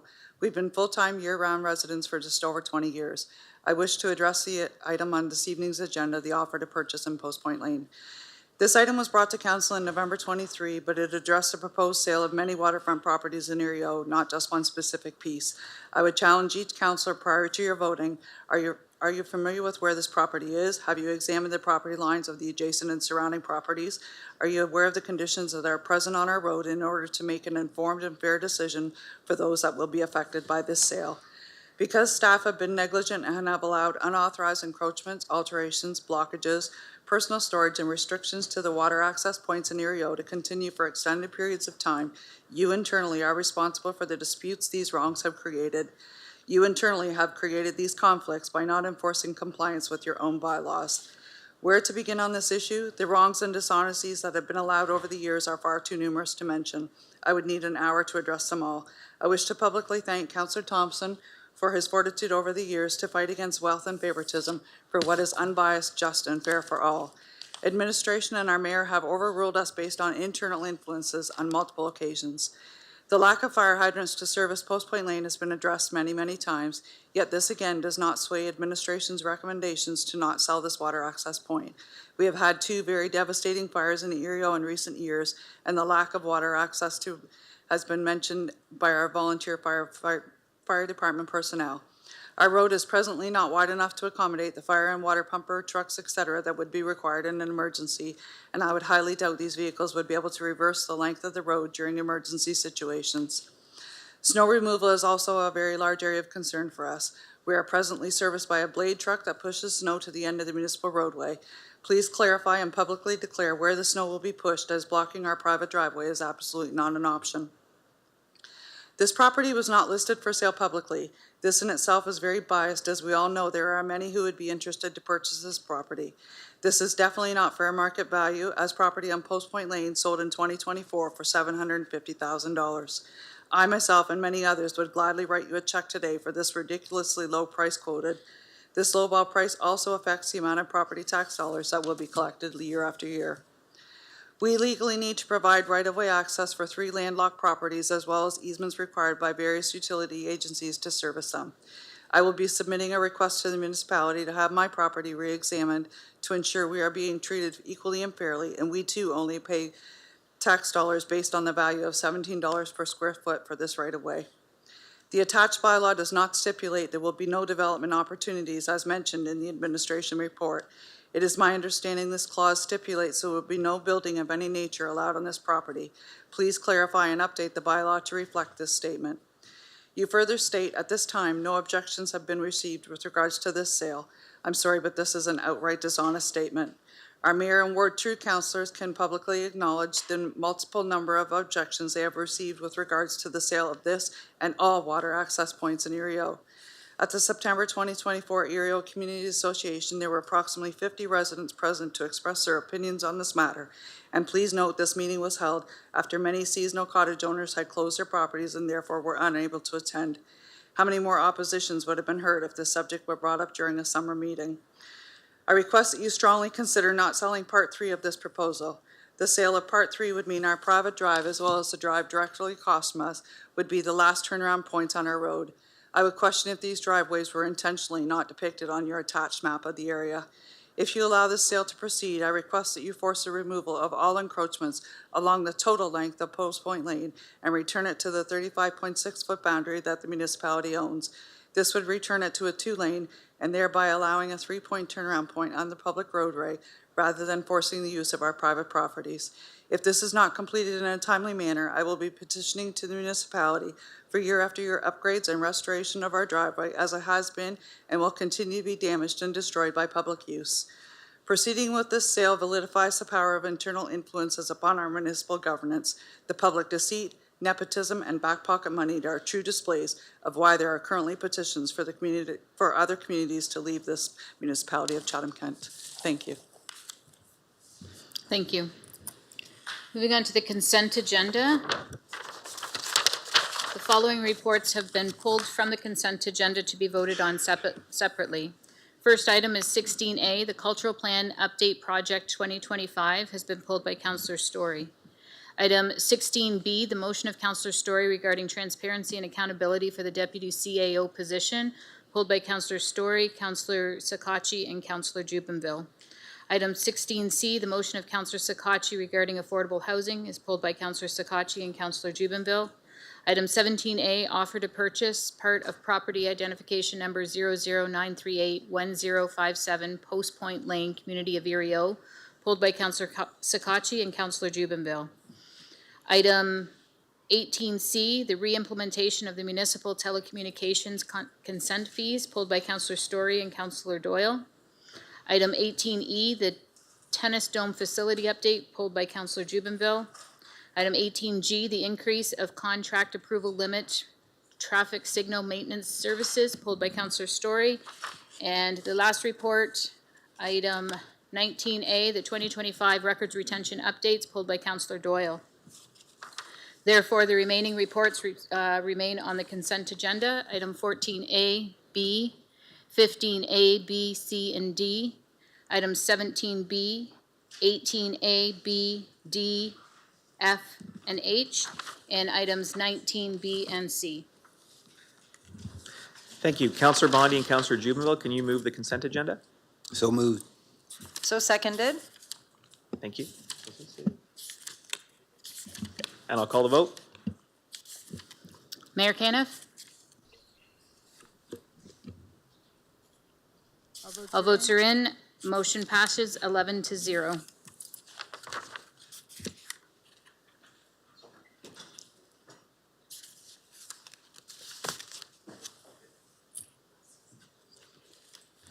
Uh, 16, Chief Administrative Office. 16A, Cultural Plan Update Project 2025. Councillor Story. Thank you, Mr. Chair. I was wondering what the process was to the clerk if I wanted to make a motion on an information report. Is that possible? should I make the motion first, Mr. Chair, and then make my comments and Sure. questions? Okay.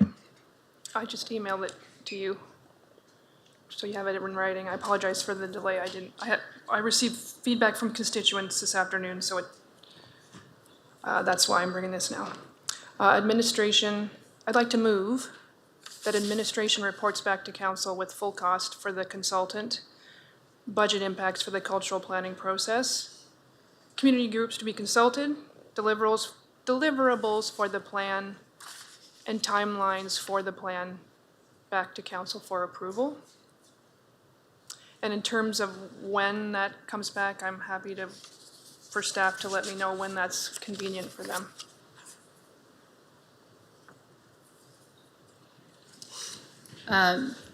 Mr. Acting Mayor, Audrey Ansel is on the call in case there's any questions with regards to this one. Okay, great. Councilor Story, you can continue. Okay, great, thank you. So, full disclosure, I am a culture vulture myself. I'm always thrilled to see anything related to arts and culture come to the floor. I'm not totally, I'm a little confused as to the timing and the reason for this plan right now. I believe wholeheartedly in how critical the arts are to a healthy community and to our economy. But right now, to be honest, I don't see the value in going through a cultural planning process at this time. In terms of the previous cultural planning process that was listed in the information report, I'm very familiar with those. I was involved as a stakeholder in the first two, and as a staff member, was a coordinator and helped write and create it. So I'm quite familiar with the process and the immense amount of work that went into it. It took several years, and there was a substantial cost. I do believe it, was worth it at the time, but right now I don't see any financial implications in this report. So before I would support moving ahead with another strategic planning process, whether it's culture or otherwise, I'd like to see the financial implications first, what that would cost us, in a little more detail before we move ahead with this process, because I'm not convinced that creating another strategic plan without council's support of that from a financial perspective is something that we can really afford to do right now. So, Audrey, I would welcome your feedback as to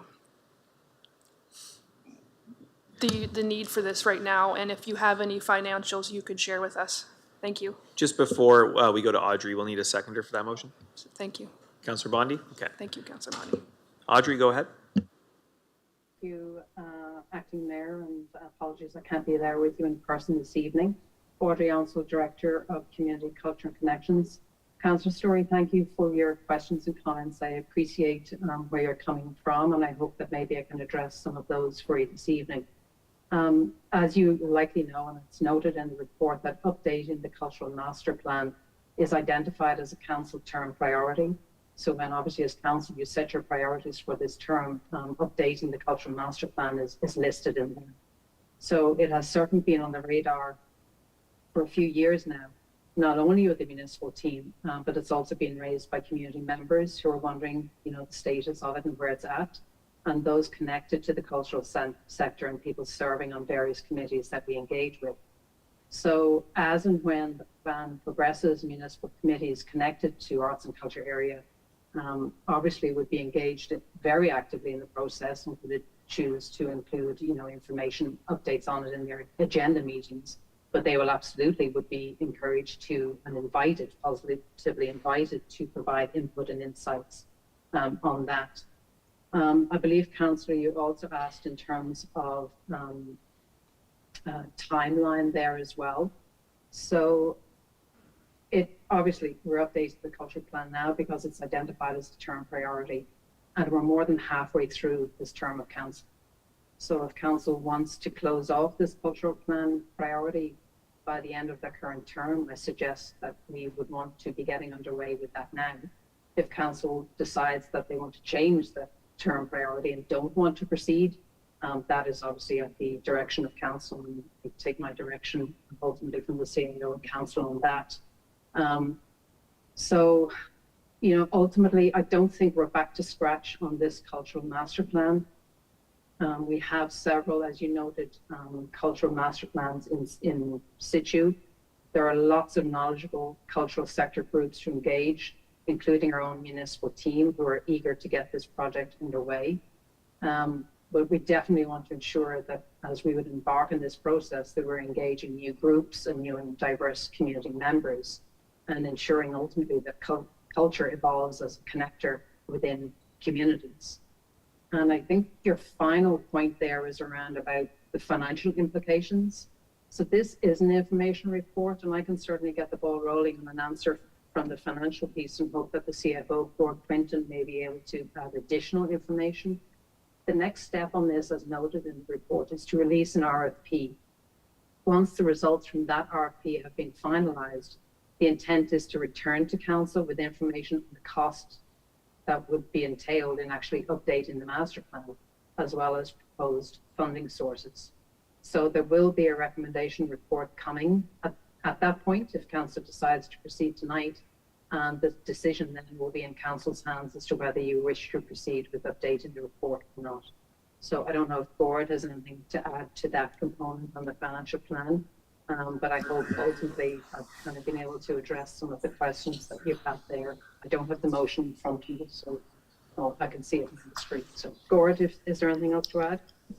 Gord, go ahead. Thank you, Mr. Acting Mayor. Just simply, we prefer not to put the budget that we have for a project in the public domain and then go to RFP for it, because my guess is that it will come in about $1 less than whatever dollar amount we would say publicly today. So we recommend that it comes back with this was just an information report tonight, so that's why I didn't include that, and that, as Audrey said, it would come back with the recommendation to council of funding source as well. Thank you. I appreciate that. That was not my intent. What I would prefer would be to, when this comes back to council, that it not only would the cost of the RFP be included, but these other details would as well. Is that? Yeah, so for clarity, maybe the motion's worded a little bit differently, but is all that it's asking for is when the RFP comes back, which is the budgetary component, that it also includes what community groups are to be consulted and deliverables for the plan? So just to include that information in the RFP? Sorry, Michael. If I can, Mr. Acting Mayor, if we get direction tonight, then we would address those things in the format of preparing an RFP, because no one's going to be able to bid on how much is it going to cost to do this assignment unless we tell them who you have to communicate with, how long the project how long they have to deliver the project. So we can't answer those questions until at least we start the process, and then it will come back to council, and then we'll be able to answer all the questions in terms of how much is a consultant charging, how long will it take them to do the work. So we just don't have those at this point. It's only an information report. Until we put out an RFP, we can't answer those questions. No, I appreciate that. I think I just wanted to reinforce that as long as those details are included, along with I know there'll be submissions from the RFP applicants, for lack of a better term. Staff will come to council recommending X, Y, or Z applicant to the RFP, and then at that point we can review the cost. It seemed, without any financial information, that made me a little uneasy. So as long as that's coming to council for us to approve or not approve, depending on what the costs are, I am comfortable with that, but I would appreciate those details being included, either as part of the RFP response or as part of the additional information included in the staff report. Yeah, the copy of the RFP can be included in the staff report that comes back to council seeking direction for the approval of the cost. That will all be available in public, because we will submit the RFP publicly so that people can bid on it. So the timeframes we're expecting, who they're going to consult with, all of that will be included in the actual RFP. We have to do that as staff before we even put out the RFP. Yep. And so when it's in a report to council, that ensures it comes to open session and it's available for the public and the council to review. My main concern is, does it make sense to spend this money at this time? And so we'll know that when that RFP comes back. So I think when we have that discussion, it's also helpful to know who would be, if it moved forward, who would we be speaking with, what the deliverables would be, and the timelines. Because several members of municipal arts and culture committees reached out to me this afternoon and were not aware this was even happening. So I think there might be a bit of a communication disconnect, unintentional or not, I don't think that's an issue, but just this gives everyone a chance to be aware now that this is coming, and then council can look at the cost, and if it's a cost that we're willing to spend at that time, great. If not, we can revisit, but I think to the point that this isn't our strategic plan, I respect that, but we also need to adapt our strategic plan based on realities that come forward during the term, and sometimes those priorities need to shift based on available resources, and I am not convinced right now that this is the best use of our resources, but I look forward to receiving that information. Thank you.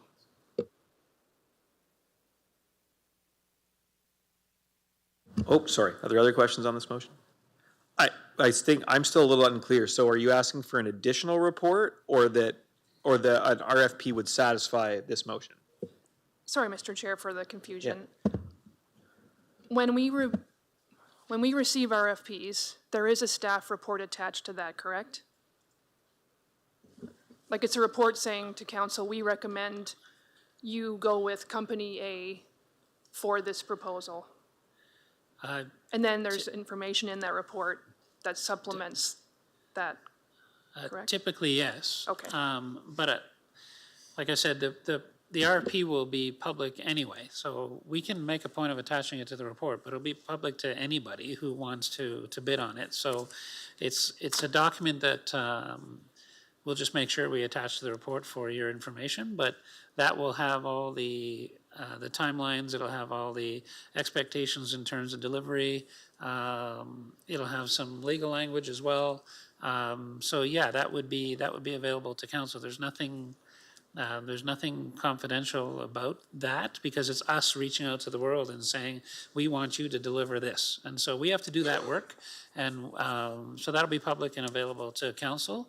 And we'll just make a point of, even though it'll be available, we'll make a point of attaching it to the report that comes to council, asking for your approval to proceed or not proceed with the recommended RFP, proponent. So. That would be great. I think it would just be helpful in the interest of transparency for folks that we're all aware. Was that clear as mud, Mr. Chair? Yeah, I just struggle a little bit with if we're asking in a motion for anything different that's already happening. Okay, And I mean, so, if that's already being that's, yeah. included, that's fine. I didn't get that it wasn't included in this information report, so I just wanted to make sure that when it comes back, it is. If it is, I can withdraw my motion, but that was not in this information report, that's all. So I don't want to make a redundant motion, but I just want to be clear that that will be coming to us in an upcoming report for our review. Yeah, it will be, through you, Mr. Acting Mayor, it will be made available to everybody on council. The reason why it's not in the information report is because our staff haven't done that work yet. Until you give them direction to go ahead, you've already given direction somewhat in your council strategic priorities, made it very clear you wanted a cultural master plan done, I think by the end of 2026. So Audrey's just doing what she feels council has told her to do, was just to deliver this in this term. So the report here was just asking for your information, for information, you're letting you know that we're proceeding down that path. If you don't want us to proceed down that path, you can certainly make a motion today, but we're proceeding down that path. The next report would be recommending or not. It may very well be that one staff, sees the cost of the proponents to do this type of work. We may recommend not to proceed ourselves. But at that point, you'll have the RFP document. You'll know who the bidders are and who we're recommending, and it'll be up to council to decide if they still want to proceed. Thank you. In that case, would you, Mr. Chair, consider that a redundant motion? Yeah. Okay, then I will withdraw it, Mr. as long as that information is being presented to council in open session for us to review, then I'm fine with that. But that wasn't included. That's why I wanted to make sure to double check. Okay, and any other question, and you can still, any other comments or questions are still, the floor is still open for this report too. Councilor McDonald? Good now? Thank you, Acting Chair. My question was just whether this was any different from processes that we normally follow, and that's been answered. Okay. Thanks. Any other comments on the report, questions on the report? Okay.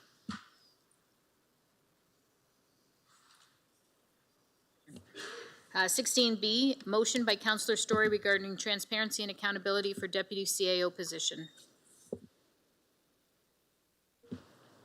Councillor Story? Thank you, Mr. Chair.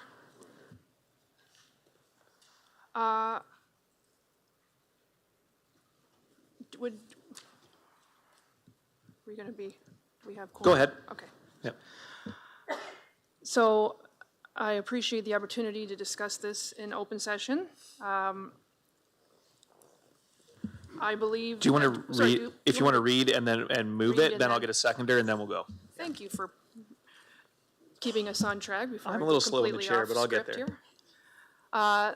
That administration report back to Chatham-Kent Council with the following: a job description for the deputy CAO, financial analysis indicating how this position will be funded, comparators with other Ontario municipalities about whether or not they have deputy CAO roles.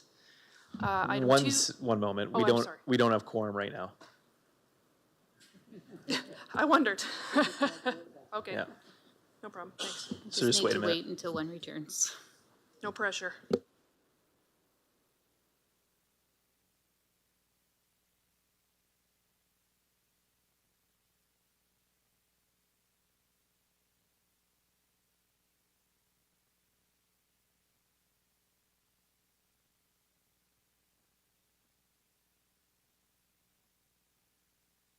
Sorry, just to let everyone know who's watching and is on the Zoom call that we lost quorum.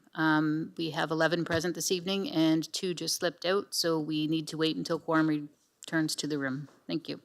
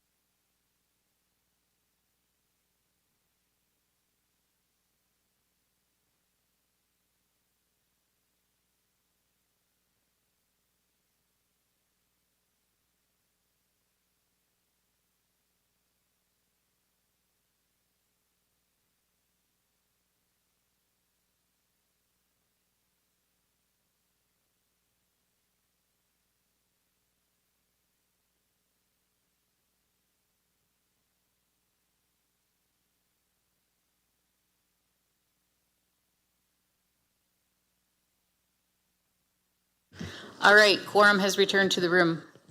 Mr. Chair, you may proceed. Okay, go ahead, Councillor Story. Thank you, Mr. Chair. From the beginning? From the top? You can continue from the middle if you want, doesn't matter. Your preference. I was at item 2, I think. Chatham-Kent Council via the CAO Performance Review and Compensation Committee works with the CAO to review job description, participate in candidate interviews, as well as performance review and compensation for the deputy CAO role. And do we have a seconder? Councillor Bondi? Go ahead, Councillor Story. Thank you, Mr. Chair. I just want to start out by saying I believe wholeheartedly in the importance of succession planning. and the importance of ensuring we are prepared and have someone who has a reasonable set of qualifications for the CAO role at that appropriate time.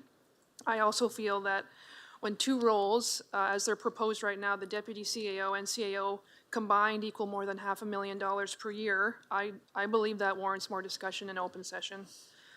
When the average household income is $79,500, according to CMHC, I just think that this is the type of expenditure that council and the public should be reviewing.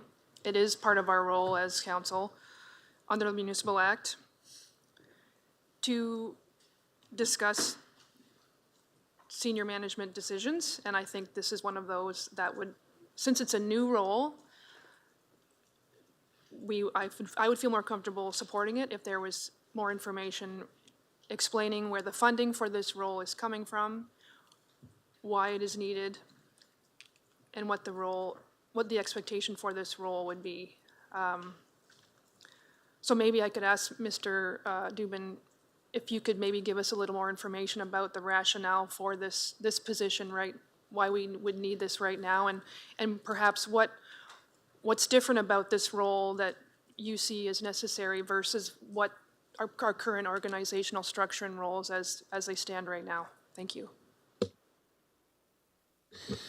Okay, through you, Mr. Acting Chair. So, well, I'll try to answer as many of those questions as I can. So, first of all, I did bring this forward to council in closed session, which is typically the right place that you would have discussions about succession planning and personnel, because part of the reason why I brought it up in closed session is because I made some assessment in closed session about some of our staff. And so that's not a discussion that I think is appropriate to have in open. But obviously now we're having somewhat, at least part of it in open session. So there is a delegation of authority bylaw which does allocate the authority to the chief administrative officer.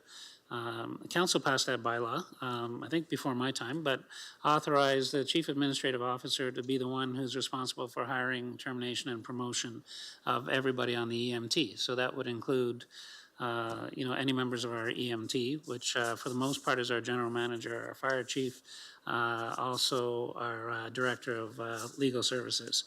So while I know it's been referred to as a new position, one thing I wanted to point out is I anticipate that one of our general managers will be retiring. And that's not a discussion I can have in open session. I hope people appreciate that. But I did share some information in closed session in that regard. And so now is a good time for us to look at what is this organization going to look like in the next couple of years. And from my perspective, we can use a deputy CAO. And just to be clear to the public, we're not introducing a brand new position. The deputy CAO would be paid the same amount of money as our general managers are. So when one retires, which I anticipate will be fairly soon, those salary dollars would go to pay for that deputy CAO. In fact, they may even be paid less, and that's why I'm having difficulty with the question about full financial analysis, because until I know who the person is, where they come from, whether they're internal, whether they're external, whether they should be paid at job rate or something less than job rate, I don't have all the details. But what I can tell you is that it has zero impact on our tax base.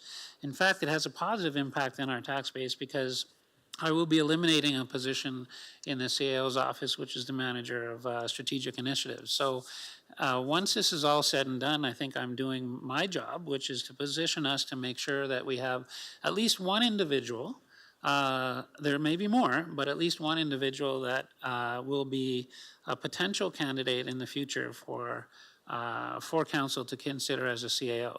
There are other individuals, but those individuals may have they may not be around in a couple of years. They may have different ambitions, but having at least one individual that I can work with closely over the next little while and have them focus on certain areas that I think we're falling short on. And I'll talk about that briefly if I can. One is advocacy. Some of the councillors were fortunate or unfortunate. You were at Roma, I think, on the last week. We simply don't have enough people to be able to support council and to support the municipality at all the different advocacy and government relations things that take place. Many municipalities actually have a person that's in charge of government relations. We don't have anybody that's in charge of government relations. My suggestion is that that's something that this deputy would do. And they would also be a general manager. They would be responsible for a portfolio like all of our general managers are now, and they'd be replacing somebody who retires. I know some of you might be anxious to know who that is. That's not something I'm going to share. I don't think that's appropriate to share it, but I would have asked for dollars in the 2025 budget if I had felt it would cost the public any more money. It won't cost the public any more money. It'll actually cost the public less money. And I think it really positions ourselves. I talked a little bit about government relations and advocacy. There are many times, we're very fortunate here in Chatham-Kent because we're part of Western Ontario Wardens Caucus. We try to participate in AMO. We try to participate in Roma. We're part of the Big City Mayors of Ontario, OBCM, Ontario Big City Mayors. We're also part of something that you don't hear a whole bunch about, which is the Mayors and Regional Chairs of Ontario.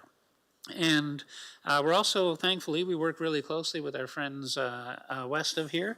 There's a group of us that meet, not so much politically, but staff-wise, with the Essex County CAOs.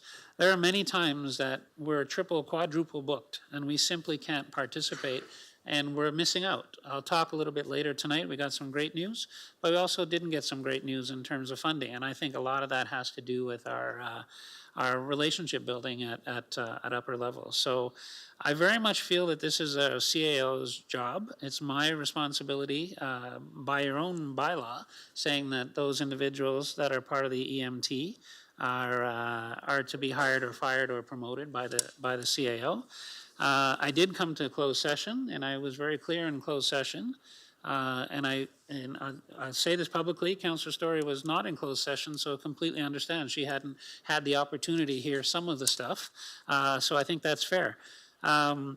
But in closed session, I didn't ask for council's approval because it's not my understanding that I require council approval. If we needed more money, then yes, that requires council approval.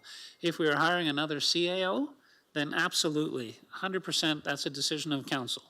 But hiring somebody who's a deputy CAO or quite frankly a manager / CAO, whatever you want to call it, is a member of the EMT, and they'll be paid like whatever EMT ends up leaving the organization. So, I respect the motion. I would simply say that it's creating more work because it's another report for no reason.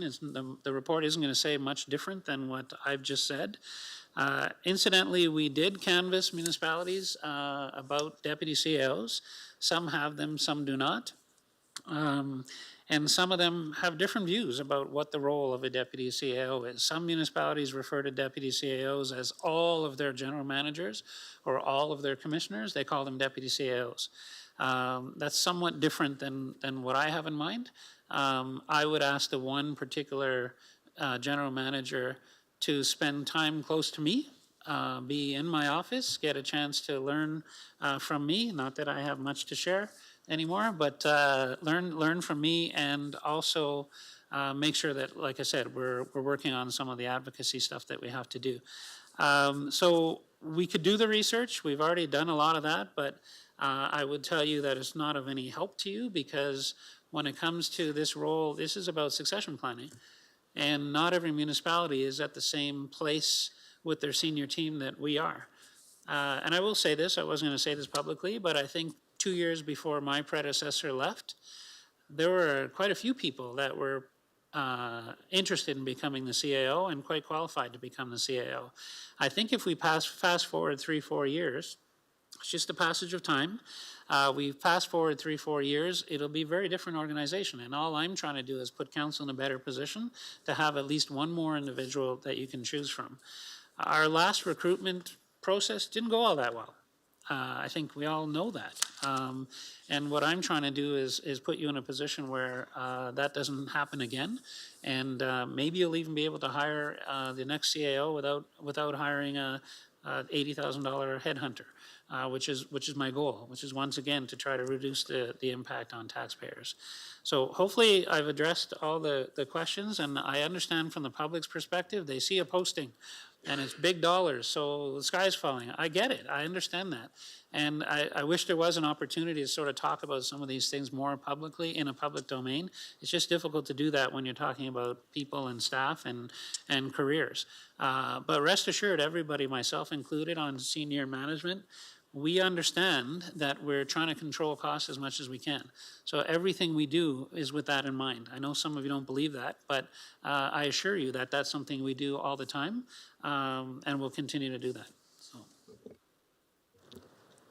Thank you, Mr. Chair. Thank you, Michael, for that additional explanation. I would disagree that a report back would be of no help to us. I wouldn't have brought forward the motion if I didn't think it would be helpful.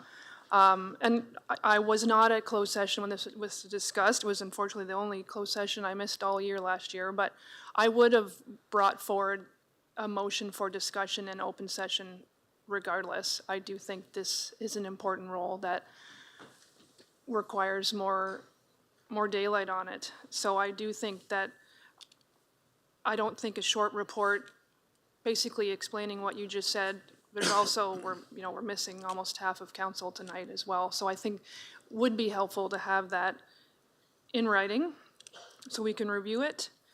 And I also fully support an advocacy role. As someone who's in that role to a certain extent with FCM, I totally support that, and I would love to see that role considered here and that pursued. Again, with, with the rationale behind it. I'm not interested in sharing any identifiable personal information or putting anyone in an awkward position, and certainly respect always the discussions held within closed session. But I do think at a higher level that if there are changes to come, a question would be, could we review those? Is there a reason why, because you did mention that you don't have all those details yet of what the costs would be, for example. It would depend on a variety of circumstances. Is there a reason why we couldn't wait until that time? Like once we have those transitions in place, once we know the future perhaps of some of those roles around the EMT table, is there a reason why we couldn't wait until that time to bring this forward and review that position then? Thank you, through you, Mr. Acting Chair. So the problem is that there's so many different cascading effects. So it's hard for me to raise this without talking about a specific individual. So we have a pocket of money for a general manager. When that general manager retires, those dollars are available to us. So those dollars would be used to pay for the deputy CAO, who will also be a general manager because they will take on some of the roles. I may still restructure things because this is like a teaching learning role. So I don't want to pick on anyone in particular, but if we had somebody who had spent their whole career in rock painting, okay?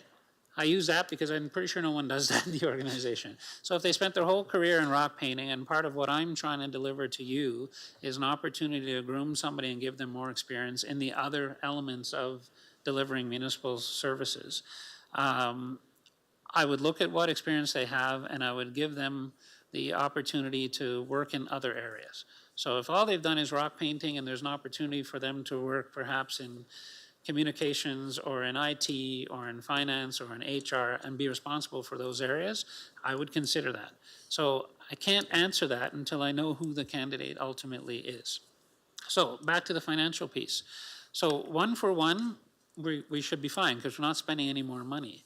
If it's an internal candidate, well, I would need to know what we need to do in that department that the internal candidate is leaving to offset whatever resources we're taking away. So I can't answer your question in terms of exactly how much money we're going to spend, but I'm confident, and I've been doing this for a while, and I wouldn't propose this if I didn't know for sure that ultimately it's going to cost you less money than what you're paying right now. So it's much like the previous motion. I understand the need to have the financial information, but we don't have the financial information until the process shakes itself out. So if you want a commitment that at some point, which is really what the budget process is about, but if you want some commitment at some point that I can actually show you exactly how much is coming in and how much is coming out, I can do that. I have no problem doing that. In fact, it would probably be quite evident to you in the budget. So for instance, if we're eliminating the manager of strategic initiatives position, you will see in the 2026 budget that the dollars associated with that are no longer there. If in a certain department we've had to, because they've lost their manager, who maybe becomes the next general manager, deputy CAO, if we have to not replace that director or the manager, but add another frontline person to make up for, then we'll know those dollars too. But that will take months to shake out, because we have to first fill in the gaps once people are hired. So I get it. I completely understand why you want to know the financial information. I'm just not going to have that for you until the process is much further along. And otherwise, we'd just be guessing. But I do know that it's ultimately going to be less than what we're paying now. And is there a reason why, in that context, why we wouldn't defer it to budget then? And if it's a reasonable budget discussion, would it make more sense to defer this discussion to budget? Well, if I can deliver savings right away, if you'd prefer me to wait, I can do that. But I would think you'd want me to deliver savings now, as opposed to waiting for the budget. And even if we wait to the budget for your approval, you're still not going to have the details, because we have to go through that process. So all you're doing is prolonging it, and you're still not going to have the details until we actually know who we're placing with who where. I don't know how to make it more clear. But we won't have all the details until the different individuals are in place. So. Thank you, Mr. Chair. I think I hear what you're saying, but I do admit I'm uncomfortable with discussions around this type of dollar amounts with unknowns. We don't make these kinds of, I don't think we make a lot of decisions like this without at least something in front of us to review. And if you've done the work to prepare comparators and you've done that investigation and you have those numbers, I think council, it's a reasonable expectation to have those. It doesn't have to be a long report, but I'm very uneasy with this type of discussion with so many unknowns. I'm not clear on why we cannot wait until you have more of that information to move forward with this. And I'm not hearing that answer yet, but I don't want to monopolize the conversation. So I think I appreciate, Michael, your willingness to discuss this at this point, but right now I'm not hearing answers that I'm comfortable with to support this. So, Mr. Chair, I'll leave it at that and let the rest of the discussion. Yeah, we have a number of other speakers to go through. Councillor Crew. That was quick. Okay, thank you, Michael, for your explanation, and it's pretty close to a lot of the discussion that we had in camera.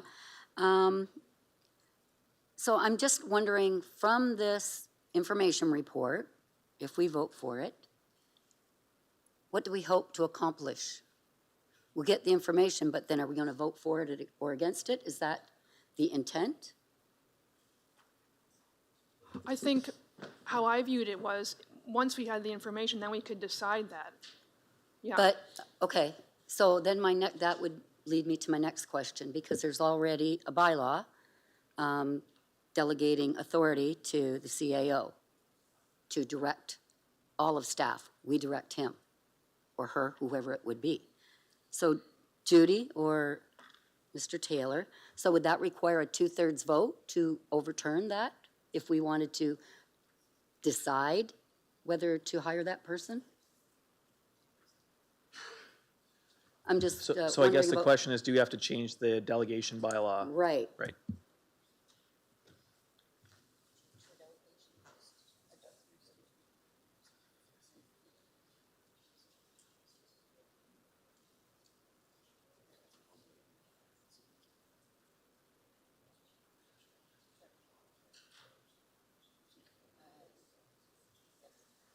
Thank you. Dave's going to answer the more complex question up at the podium.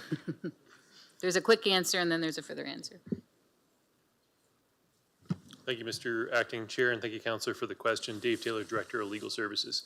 So you asked whether it would be a 2/3 vote. Under the procedural bylaw, it wouldn't be a 2/3 vote.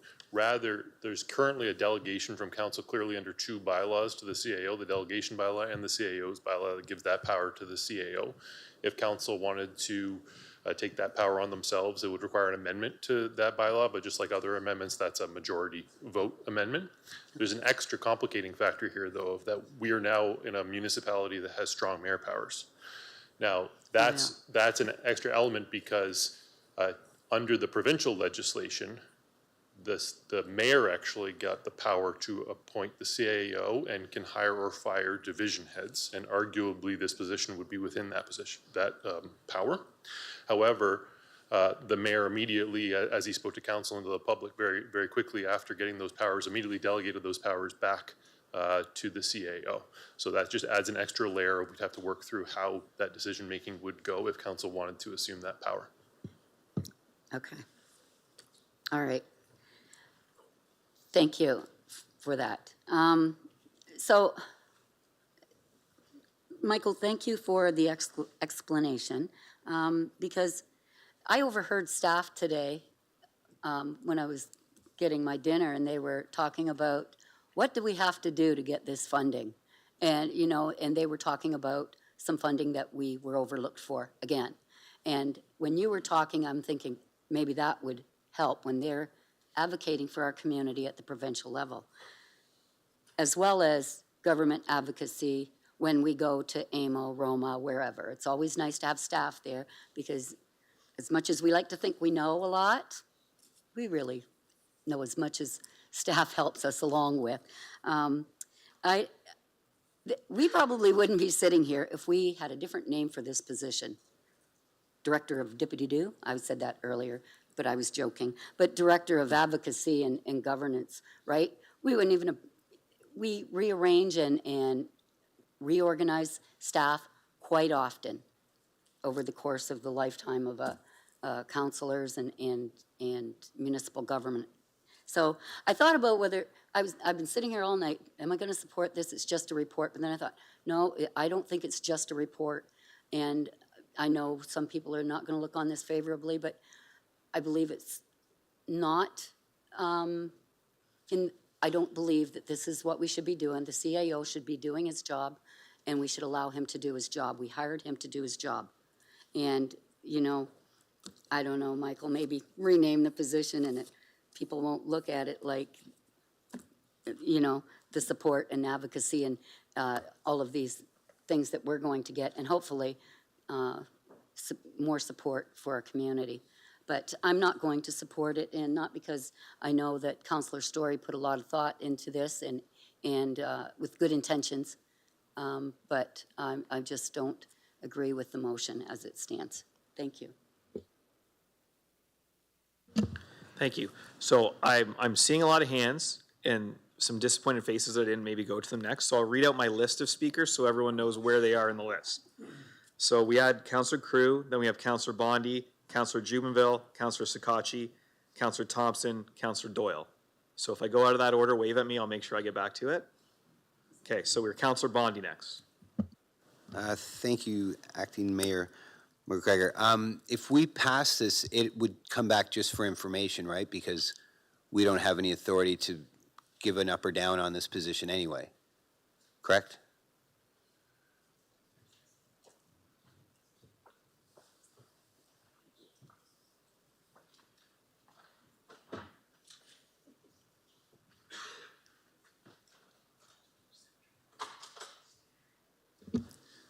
Yeah, I don't really know how to respond to that. I mean, I think the authority is clearly belongs to the CAO.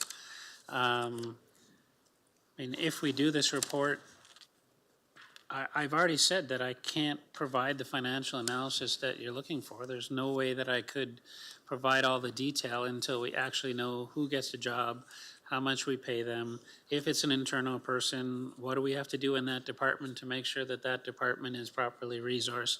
So I don't know how I'm going to be able to meet B anyway. So ultimately, I the was just mover may not be happy asking with it. that but if it did come back, it would just be an information report. We wouldn't be voting on anything because we don't have that authority. We've given you that authority years ago. Not you particularly, your office. That's my view, but. Well, that's the bylaw, that's the law. Okay, I understand that. My next question, a lot of hypotheticals here, but when you say there's really no tax impact, I get that. And from what I'm understanding, we're assuming somebody is going to retire, I would think, and that's where the money's going to come from. But we're going to hire this new deputy CAO prior to the retirement because we don't know when the retirement is. You don't know when the retirement is, but I may know when the retirement is. And I would want there to be some overlap anyway. And like I said, we have a vacant position, which is the manager of strategic services.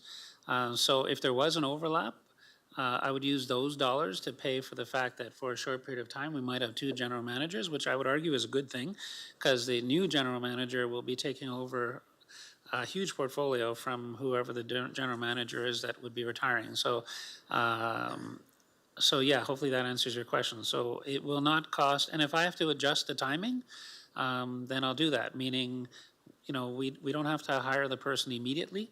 If we need to wait 6 months or 6 weeks or 8 weeks, depending on what it is, we can do that as well. But I'm assuring you that it's not going to cost taxpayers any additional money. If it was going to, I wouldn't do it, or I would have come to council and asked for money in the budget. And I didn't do that because I'm confident that we're going to come out ahead. Okay. Yeah, I'm obviously a little uncomfortable with this thing too, in that there seems to be a lot of unknowns. Like, I don't know when somebody's retiring. Then when you say, well, we could extend it out a number of months, like, is a candidate going to wait a couple of months for this to happen? My other kind of difficulty with this is, again, by the title of the position, deputy CAO, I've been around for, I think, 3 or 4 different CEOs, but I just feel it's going to, council will feel obligated to hire the deputy CAO upon your retirement. Now, not obligated, but there will be a sense of obligation. And that's just human nature. That's just the way people work. And I think that's a reasonable presumption. And I am uncomfortable with that because I like the idea that when we have hired CEOs, including yourself, an outsider, Don Shropshire, no, he was a GM. But when we have that ability that no internal candidate is feeling that they're being groomed for the job, I think it gives council more freedom in choosing a CAO when somebody doesn't have, the title of almost like the next CAO. Like, that's the feeling I get. That's just me. But I think it just erodes, like, we only hire one person, which I don't agree with. Obviously, I made that motion a couple of weeks ago to have council approve anybody over $100,000, and I got 3 votes. I was one of them, so that didn't go very far. But I still support it. But I think this just further erodes council's ability to make an objective decision in the next CAO when somebody's the deputy CAO. And as we say, the word succession planning's come up many, many times. So it's not a secret. This person, as we say, if it is succession planning, is being groomed for the CAO's job. So council will feel some obligation to hire that person. And I just think that erodes council's obligation to fulfill the CAO role, because you're going to choose the deputy CAO, not us. We don't have that authority, strangely. So that's why I have difficulty with this. And again, Michael, no offense to you or your office, but I feel that you are almost de facto picking the next CAO, which is the only person that we hire. Now, you're not technically, but you know what I'm saying, right? So anyway, that's just my opinion, okay? All right, thanks for listening. I'll just briefly address that, and I understand that, and you're not the first person to ask me that. So a couple of things. The deputy CAO will not have any general managers reporting to them. So they'll be on the same line as the general managers, and they'll have general manager functions. So they won't, just because they have the deputy title, doesn't mean they have any more authority than another general manager. And I guess I'm gonna, plead with you to let me do my job. And quite frankly, when I hire a deputy CAO, I'll make it very clear in their contract that just because they have the term deputy CAO and they're taking care of this, this, and this, and yes, the goal is to try to train them to put them in a position. I would argue we have general managers now that could all step in and do the job as well. The question is, will they be here in 3-4 years, and will they want to, right? And so I would actually suggest some of those, if something were to happen to me in the next year or two, deputy or not, they're more qualified candidates. So it'll still always come down to council making the decision. If the name is a big deal, I got to tell you, there's the other side to the name piece, which is when I can't go to a Marco meeting, or I can't go to an OBCM meeting, or somebody's having a meeting with a deputy minister, having the title deputy CAO helps as well. Much like many of you go to Roma and AMO, and I hate to, toss shade at our provincial friends, but when you get a deputy minister, as opposed to a parliamentary secretary, do you feel like you've done better? You probably do. So there is something to be said in terms of the title. But if that's a hang up, I mean, that's something I can address. But I will say that, we've had over 40 applicants already. They all seem to understand what the job description is. And we've had some really good candidates come forward. But I understand your hesitation about the name, but I got to tell you, at the end of the day, the council of the day will get to choose who the CAO is. The fact that they have somebody with the title deputy does not cause any obligation upon them to hire that individual. So. Okay, thank you, I understand that. Okay. Councillor Jubenville? Thank you, Acting Chair McGregor. I just want to be clear that I appreciate your initiative, what you're doing here, and I understand everything that you've explained. I truly do, I understand all of it. My issue is with the transparency component, which I think I've explained to you. This is my personal opinion. I just think we did this maybe backwards. I would have, for example, we discussed it in closed, as you said, and then it was posted on Indeed, and then I had media and members of the public reach out to me asking me about the Indeed report or job description, and then I couldn't speak to it because it was discussed and closed. So I had to cut everyone off at the pass and say, I can't speak about this. So I felt disadvantaged when that happened, and I'm not blaming anyone. I realize this is kind of maybe uncharted territory, so I just feel like we've maybe done this backwards. I would have preferred if it came to council as an open report with as much information as that can be possibly put into the report, and I understand there's a lot of sensitive topics that can't go in an open session report, and I respect that, but I just wish that it was brought forward in an open session. And I think this, to some extent, might satisfy that. That way, people will see what it is, because after I've explained to people what is happening and what you've explained to me, they're satisfied with it. So I think it's just a matter of public information and transparency, and I think it would satisfy a lot of concerns from the public.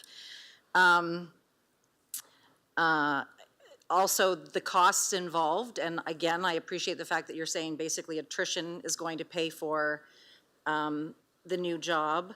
I guess my concern would be is, and I know you know when this person might be retiring, we don't know that, and I understand we don't need to know that, but I just want to make sure that that time that lapses, if you hire someone, that the person has retired. So then you're basically saying that that's the retirement is going to cover the new role. So there won't be any further expense or financial impact to the taxpayers. So that's what you're saying, correct? Okay, and that's good. And these are just the things that I want out in the public, so they know, everybody's they're seeing this amount of a potential, I think, I forget what it was, 220 or 240,000, whatever it was, and everyone's emotions are inflamed, thinking, oh my gosh, we have to pay another administrator, but they don't know all the other details surrounding it. So this is why I think it's good that we're discussing this. And one other thing that I think is very important, I do feel that council should be involved. I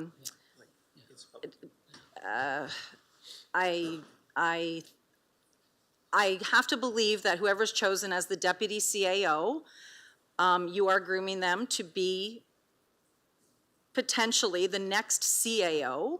And I would hate to see all the effort put into a deputy CAO and then that person walk away with information and knowledge and that they wouldn't want to stay here. So I have to believe that person has aspirations of possibly becoming our next CAO. And for that reason, I think it's important that council is involved in that decision.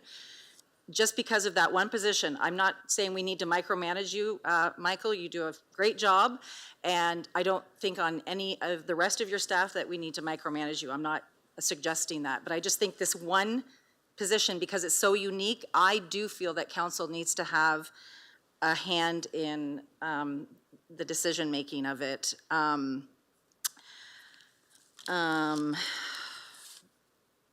think I've covered everything, so I'm going to support it, just for the reasons I just explained. Thank you. Councillor Sakachi? Thank you, Acting Mayor McGregor. I guess, Michael, I just want to start off to say that I think over the course of the last several years that you've done an amazing job at finding significant cost savings. I think that that's very, recognizable. My comments are very, very brief. I guess in number 2, it does state that that the Chatham-Kent Council via CAO performance review and compensation committees work with the CAO to review job descriptions. So to my knowledge, to the clerk, that's not all of council, right? That's just simply the committee. So we're talking about like this is going to be a decision from all of council, but really what we're saying is that the Performance Review and Compensation Committee work with the CAO to review the job description. Am I reading that correctly? Thank you, Mr. Chair. So there is a specific committee made up of councillors for the CAO performance review, correct? Correct. So when we're talking about council as a whole will not be participating in this. It'll be a select few people who are on the review committee. And am I reading that correctly? Is that how I'm anticipating this motion, where it would be that just that committee would be participating in this, not council as a whole, just the committee? I think that's what the motion says. That's what it's, I just wanted to make sure that it was. And that committee is Mayor Caniff, Councillor Harrigan, Councillor Jumeville, myself, and Councillor Carmen McGregor. Yeah. I looked before the meeting, but I just thought it was important to make sure when we have a lot of comments going on today, that's not going to be council's decision. It's going to be a committee of council's decision, which actually makes some people's voices maybe a little bit louder than others. My only comment to you, Mr. Dubin, would be that I guess, and I don't need to have it on a motion or anything like that, and I kind of know the answer, but just the assurity that the fact that if this ends up costing more money or close to the same money, you would be coming back to us in form of an ask. It would have to be inquired if we're looking for additional budget dollars. So if you are creating a more advocacy role as well as cost savings, that's a great thing. But if it does come back and it requires more money, you would be letting us know if there was going to be something along that in the budget process, correct? Like you wouldn't just do this if it's going to be an extra 50, I'm just paraphrasing numbers, but $50,000, $60,000. Yeah, absolutely. I mean, I have control, I thought I had control over the process, so I wouldn't do it in a way that would cost us money. I can either change the time. Like I said, there'll be cascading decisions to make along the way. So I'm 100% confident this can be done without us spending money. Otherwise, I wouldn't propose it, or I would have come to budget, so. So just in summary, you're saying you can increase our advocacy, reduce our cost spending, and find efficiencies in the municipality, and that's kind of the whole premise around this whole position? 100% agree, except for the strategic planning part. I think that's a big part of it too, is to at least put someone in a position so that council has one or more people to be able to choose from in the future. That's all. Yeah, thanks. If we can increase advocacy and save money, I think to me that's is just the common sense approach. So I appreciate that. Thanks. Councillor Thompson? Councillor Sakachi kind of hit on everything I was going to hit on, so I'll pass. Thanks. Councillor Doyle? Thank you, Acting Mayor. So my first question, because I haven't been here when we are hiring a CAO. When we're hiring a CAO, is it just the CAO Performance Review and Compensation Committee that hires or is involved with that, or is it all of council? I can speak to that. I've been through it a couple of times, unfortunately. But so how we approached in the past is the CAO Compensation Review Committee formed an initial search committee with and council hired a external consultant to do the headhunting, of course. And when we got down to the final X number of candidates, then all of council was involved in that hiring process. Okay. If that helps answer your question. It does. Makes the next part a little harder. But so I was going to ask. So I guess my opinion with number one, I can understand Michael with definitely the things you've said about what you can and cannot say, and that's going to be hard to get some of those answers. But I guess just with number two, in just my personal opinion, because we will be hiring a deputy CEO and they will be not necessarily the person who gets it, but a shoe-in for the CEO position, and that is the only position that council has authority over hiring and firing. I think council should have the exact same authority over the deputy CEO, just to be involved with that process, so that way we already know as council we had we were part of that decision-making process, so it is going to be easier for us as a whole for time when it comes time to hire the new CEO. So I would ask for a friendly amendment to number two, to basically, we're gonna have to word it like Chatham-Kent Council via the CEO Performance Review Compensation Committee. And I would want to basically do the same process. I don't know how the best way to word that would be, because it could still be done, most of it with just the Performance Review and Compensation Committee, but then again, when you get down to the final handful of people, then bring it to all of council. That's, I don't know if we want to, who wants to wordsmith that?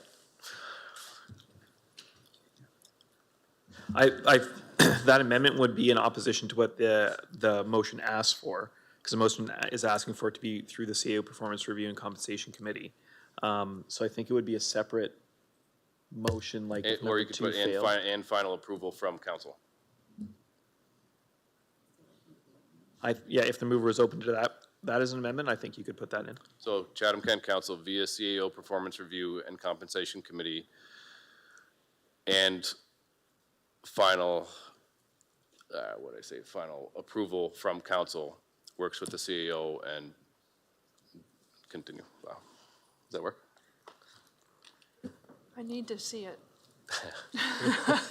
I hear where you're going. Councillor Bonnie, some clarification? Yeah, just a sort of point of order. If we do that, can we do that when Michael's hiring the GM of IS without changing the delegation of authority bylaw? You know what I'm saying? Like, I agree with what Councillor Doyle's doing, but Judy? I think legal answered that question, that we'd have to change that delegation of authority bylaw. So then we can't make this amendment? So I think if we made this amendment and passed it, then we'd have to change the delegation of authority bylaw. But it's just specifically for the CEO, because that's what we already have control over. So then are we making a motion to change the delegation of authority?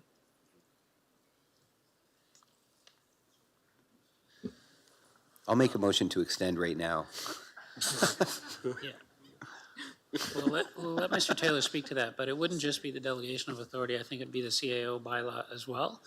And I would be looking at my employment contract as well, because I think it impacts all of those items. So that's something to consider. Keep in mind, we've hired 3 general managers, all 3 of them who, Darren Galbraith from the PUC, I guess, would be an exception, but certainly the last 2 general managers that we've hired could very well be the next CAO as well. And there was no role that the committee played, nor did council play in that hiring. So I'll let Mr. Taylor, obviously, or the chair will let Mr. Taylor obviously answer the question, but just keep in mind what you're asking for here and ultimately how many different decisions it's going to impact. Yeah, thank you, Mr. Chair, and thank you, Councillor, for the question. So it's going to, as Mr. Dubin just said, it would actually require a series of amendments, and some of which, just recognizing that I've had a few minutes to think about this right now, I think some of which actually would require changes to the mayor's strong mayor powers that have been delegated to the CAO, because he got those powers under provincial legislation, including the ability to do some things in relation to kind of senior management type positions. And so I don't even know that's within council's authority. So I don't have a firm answer for you right now, because I'm just turning my mind to it, obviously, on this question of can also we add to this that all of this has to be approved by council. I would need some time to do some analysis on it, but at a minimum, it would require a change to the delegation of authority bylaw and the bylaw that appoints the CAO to adjust the powers that were given to him. And it may actually require consideration of the strong mayor powers that are given to the mayor under provincial legislation and how that interplays. And I just can't do that kind of analysis in a way that's, I'm confident in telling you exactly what the answer is kind of on the fly. So if you wanted to go that far, I would actually be recommending it. I don't know exactly what I'm recommending, but probably like a referral back, or this be a motion to deal with number 1 and refer number 2 back or something like that. So maybe that's where I'd have to lean on the clerk a little bit about what the right procedural step would be here, but I don't have the answer to tell you exactly what wording to put in this motion and whether you even can do all of those things kind of on the fly tonight.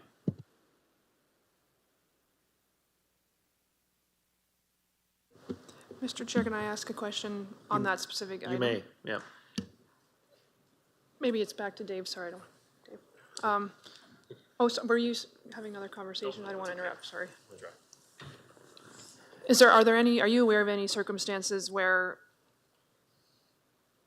the delegation of bylaw would not apply? Since this is essentially a one-off, we're not asking to do this for any other role. Since this is a new role, would there be any context where we wouldn't have to repeal a delegation bylaw? We would just apply an amendment to this specific position in this specific circumstances? Or we have to apply the delegation bylaw no matter what as a blanket approach? Thank you. Thank you, Mr. Acting Chair. Thank you, Councillor. So the way that this delegation bylaw is written and the appointment bylaw for the CAO both say the CAO makes all those kinds of decisions about all staff. So the mere fact that this is just a staff member of the organization just means that all kind of flows in without having to consider kind of this position already having existed or not existed. It's really a matter of the kind of principle of city management government is council has one employee, the CAO, and delegates kind of all other employment decisions largely to the CAO role. And if we, thank you for that, through Mr. Chair, if we direct the CAO to include the performance review committee in that discussion, that doesn't apply. We're giving direction, our role is to give direction to the CAO, but in this case, we can't give direction because it's related to hiring staff. Is that? Yeah, so the answer, thank you, Mr. Acting Chair. So the answer I was giving was more directed specifically to Councillor Doyle's question, which was then adding council as the final decision maker. I think to your point, the bottom two or the bottom portion there where you're talking about participating in candidate interviews starts to move a little bit into that area as well. Because obviously if you're in the candidate interviews, you're voting on who's gonna be the successful person and that type of stuff. It depends on, I guess, that could be clarified by who gets to make the final decision. But my answers were more specifically towards council kind of taking on that role of making the final decision. Okay, would it be, thank you, through you, Mr. Chair, would it be the same if we added that role to the CAO Performance Review Committee? And not coming back to full council? Because we've essentially delegated authority to the CAO Performance Review Committee to hire the CAO, or to do that with the CAO's position. So Does it change anything if we don't have council added to that final amendment? I think that so it depends again what you mean by portion, the second portion of this. And again, Mr. Dubin or Madam Clerk, please do chime in here. But if what you're saying is that the Compensation Review Committee gets to make the decision, that's a problem because that's been delegated to the CAO. Okay, it was not my intent with number 2 to change the authority of anyone. It was to essentially add that to the committee, the Review and Compensation Committees. It was to add that to them. It was not to change anyone's roles. It was just to add that position to it. That makes sense. Because currently the CAO Performance Review and Compensation Committee does those tasks for the CAO hiring. And my intent was that same committee would do those same things for the deputy CAO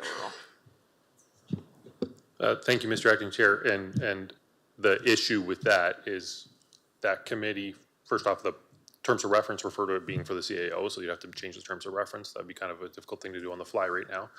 But secondly, the reason that the CAO Performance Review and Compensation Committee does those things, and that's a committee of council, is because it's council that decides all those things. It's council that makes the final decision about who the CAO is gonna be. So that's the problem, is that we're getting into like one level down in the organization, which has already been delegated, as I said, to the CAO. So it's difficult for me to see how this motion would kind of line up with everything if you're intending for that committee and or council to do kind of all the things they do in relation to the CAO, but then be one level down in the organization that's already been delegated. Okay, thank you for your understanding and patience in answering those questions. Thank you, Councillor. Councillor Finn. Thank you, Acting Mayor. Oh, sorry, sorry, I saw your microphone off. Did you still have the floor, Councillor Doyle? I just had one more thing. Can we split up voting between 1 and 2? Yep. Councillor Finn. Thank you. Just some clarification with 1A and the second part of number 2 where it says the job description. Would that be any different than what's listed on the posting, where it states the position and the overall responsibilities, what's required, their knowledge, et cetera? Through you, Mr. Chair, it might, based on Michael's description of it, he would adapt the job description to the capabilities or the areas of the candidates that were being reviewed. Is that correct, Mr. Dubin? So I mean, I think that's probably already been done, because you're right, Councillor Finn, that description's already in the public domain, but my understanding was that Mr. Dubin had also, to make sure that the candidate fit the role properly, that there would be adjustments potentially to that job description to make sure the candidate had the best possible opportunity to develop the skills that they needed, because every candidate's different, right? So I guess the short answer is maybe.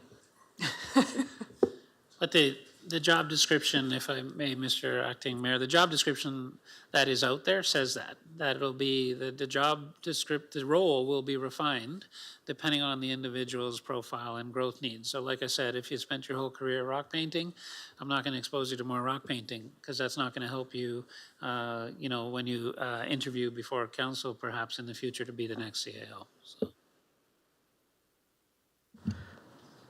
Okay. Mayor Caniff has his virtual hand up, so we'll go to him next.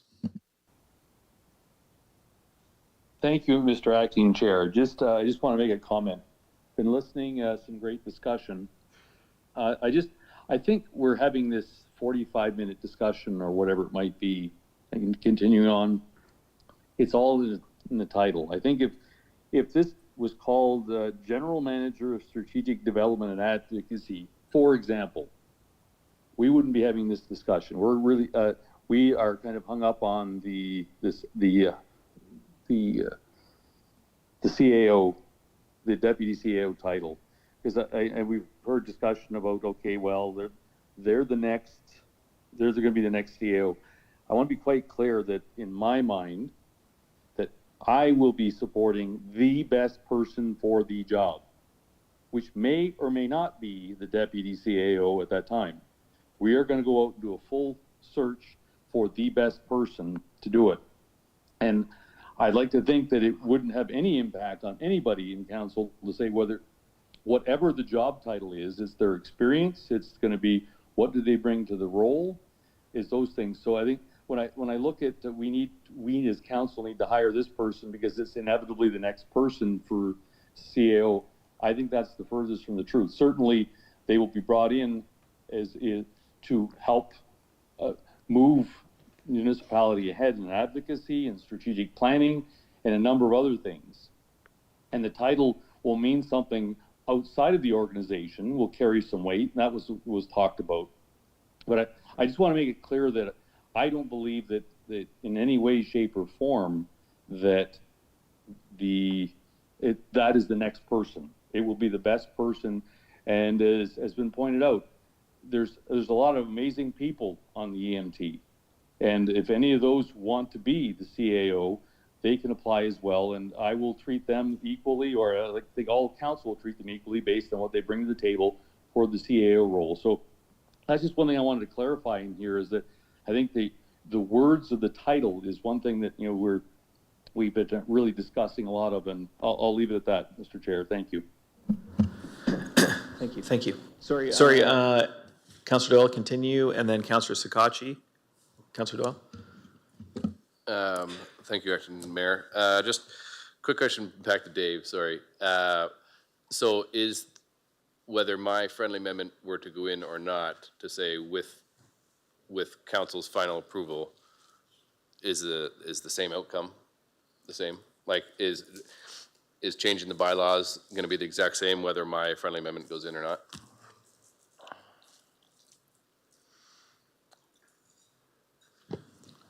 Thank you, Mr. Acting Chair. So it really depends, classic lawyer answer. It depends on the intention of the last section. And I think it's actually really good for council to clarify this, which is what's the role council is going to be playing there when they sit on the candidate interviews in particular. Because if the intention is that group is going to be making the decision, well, then yes, my advice is the same, and those amendments and all those issues that I raised are the same. If it's that the CAO retains the decision and council just wants to be sitting on the interviews, but it's ultimately still the CAO's decision, then no, this current drafting does not raise the same problems that I was talking about with your proposed amendment. So does that go back to Councillor Story with what her intentions are on that, or is that a me one? I think just speaking to the intentions probably isn't clear enough. We should probably be actually just clarifying that in the wording. And I guess I'm open to the clerk's interpretation or Mr. Dubin's interpretation right now, but I would say participating in the candidate interviews probably doesn't cross the line to making the decision, so long as council's intention is not that they would get to make the decision. And if it's anything different, it should be very clearly written up that way.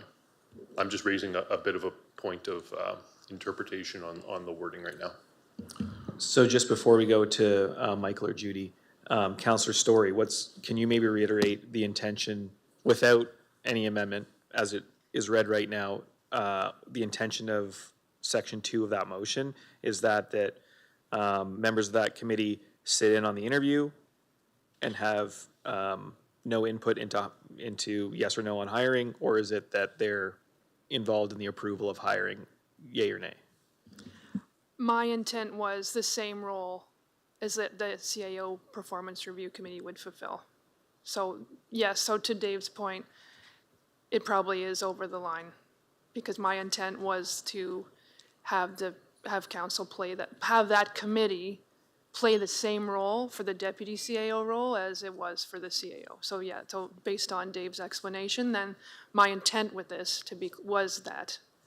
Would it, I mean, I appreciate all of this discussion. I think it's been a very helpful one to clear all that up. But I don't think I need to fiddle with it anymore, and No, I'm happy to continue the discussion. I know everyone hasn't had a chance to speak yet, but I am comfortable leaving this motion as is. Okay, and I think that's helpful. I think we have clarity what that means now. Is that sufficient, maybe to the clerk? Yes, I think the clarification is helpful. Okay, thank you, Councillor Story. We had Councillor Jubenville had another question. I just have one question, and only because and it might have been conveyed and I missed it, and I've never been part of the CAO hiring process. Does the CAO Performance Review and Compensation Committee and/or Council, do they participate in candidate interviews for the CAO? For the CAO, the CAO Performance Review and Compensation Committee formed the initial search committee. So they went from a long list to a short list, and then all of council was involved in the short list interviews and final decision in hiring of the CAO. Okay, thank you. I didn't know, so thank you. Perfect.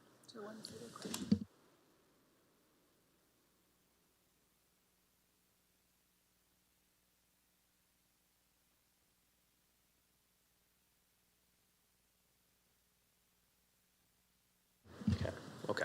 So the question, one more question, Councillor Story, from the clerk, is so as intended right now, number 2 does go against the delegation bylaw, the CAO bylaw.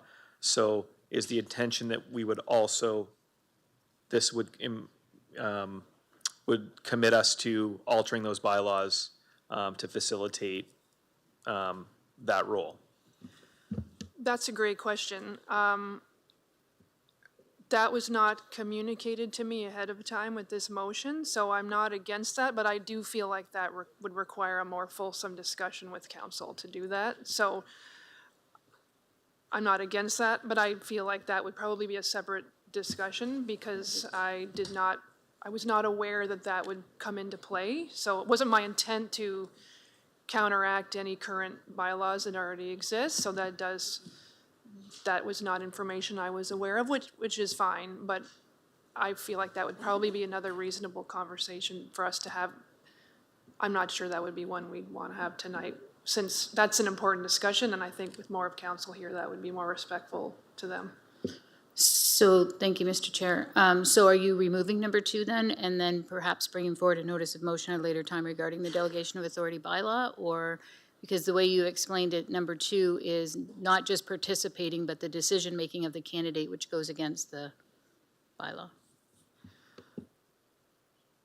I guess that I have to do that, because it's not, unless we discuss it. Unless we vote down the bylaw, the delegation, then this is moot, essentially. Is that correct? I think if you've clarified that number 2 is to the decision-making, then that does go against some of the policies that we have, as Dave indicated. Okay. Then I believe it should be removed. Thank you. Okay, so we'll remove number 2, and number 1 will remain with ABC. That's correct? Okay. Did we have, before we go back to Councillor Story, any other questions or comments? Councillor Sagachi? Just want them all separate, Mr. Chair. Yeah, we can do that. And just before we go back to Councillor Story, I did have a few comments. I know that this has been a bit of a political football in the sort of public arena, so to speak, over the last little bit. And I agree with some of the comments that it's related to very much the title. I know since I've been here on EMT, we formerly had a GM of corporate services whose responsibilities were then divided between the GM of legislative services and chief legal officer and the new GM of development services. We previously had a GM of community Health Services and CEO of Public Health, which was then changed to the GM of Human and Health Services, and then to the GM of Health and Family Services. And all of those changes were these reorganizations of specific departments under different areas of responsibility. And those were always purview of the CAO as per those delegation bylaws. And often that was done to reflect new people being hired and trying to adapt to strengths and growth opportunities of members of EMT, and it never changed the number of people on EMT, but was certainly the CAO's role to best deploy their team within their resources. So I don't view this current process as any different. In fact, I think it likely, if we're talking about transparency and accountability, is likely more transparent than those previous processes were. We never publicly put out those new jobs with new titles. We reorganized internally, as was the case and responsibility. The only difference now is that now it's a job posting that's on a website that we can all see. So I think that, you know, to the CAO's credit, he answered those questions in the media about funding, so that information is public and has been out there. So I think that those principles of transparency and accountability have been followed in my mind, and I just wanted to mention that, and that this is not a, in my view, a new process or derivation in previous practice on how EMT is managed by the CAO. With that, I'll go back to Councillor Story for closing remarks, and then we'll vote shortly thereafter. Thank you, Mr. Chair. I really appreciate the discussion. I think when we're talking about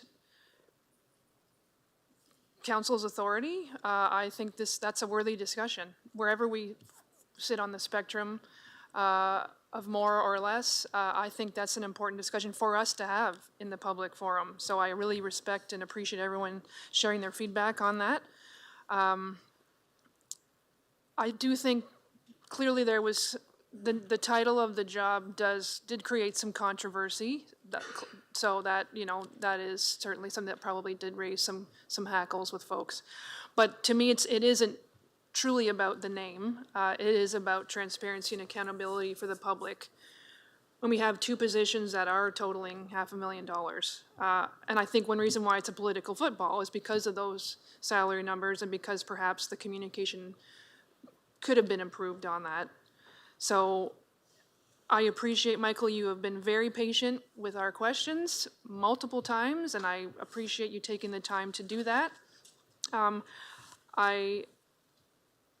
You did mention that, you know, you're asking us to let you do your job, and I do believe that explaining your rationale to council on your decisions is part of that job, and it's part of council's job to make sure that we're asking questions either on, you know, our behalf or our constituents, and making sure that those decisions are made in a transparent and accountable way. So that's why I brought forward the motion. I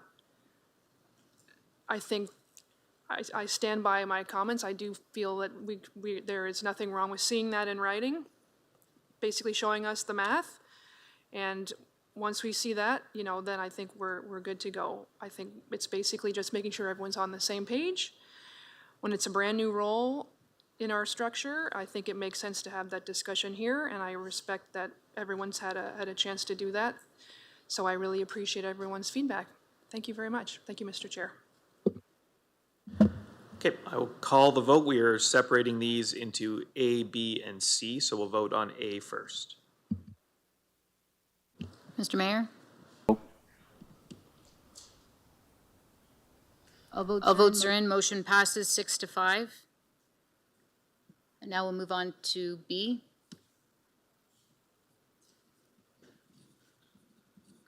Mr. Mayor? No.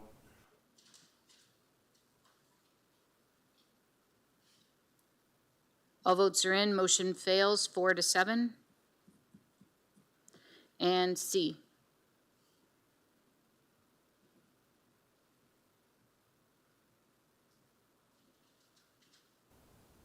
Mr. Mayor? No. And motion fails 4-7.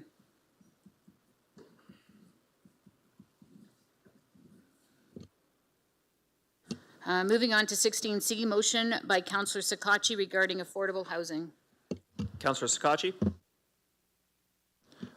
Thank you, Madam, Mr. Chair. Madam Clerk, is it okay just to read the resolution aspects of therefore?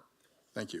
Therefore, be it resolved that council direct administration to continue to submit expressions of interest if warranted when surplus properties are made available, or to review privately owned available properties in order to undertake appropriate due diligence to determine if the property warrants consideration to purchase for housing opportunities, and if so, report back to council for further direction.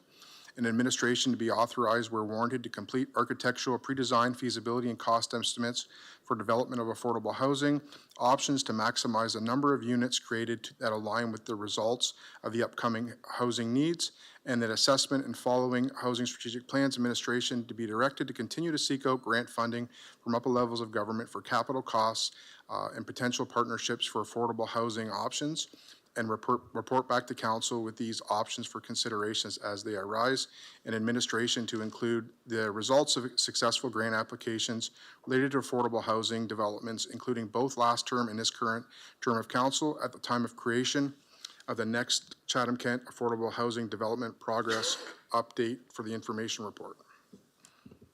Do you have a seconder for that motion? Councillor Crew? Go ahead, Councillor Scotchy. Thank you, Acting Chair. Madam Clerk, just because I know some people's opinions may differ on the affordable housing aspects of things and how we do it, these can be separated if, just in advance if someone does ask. I'm not saying that we have to at this point.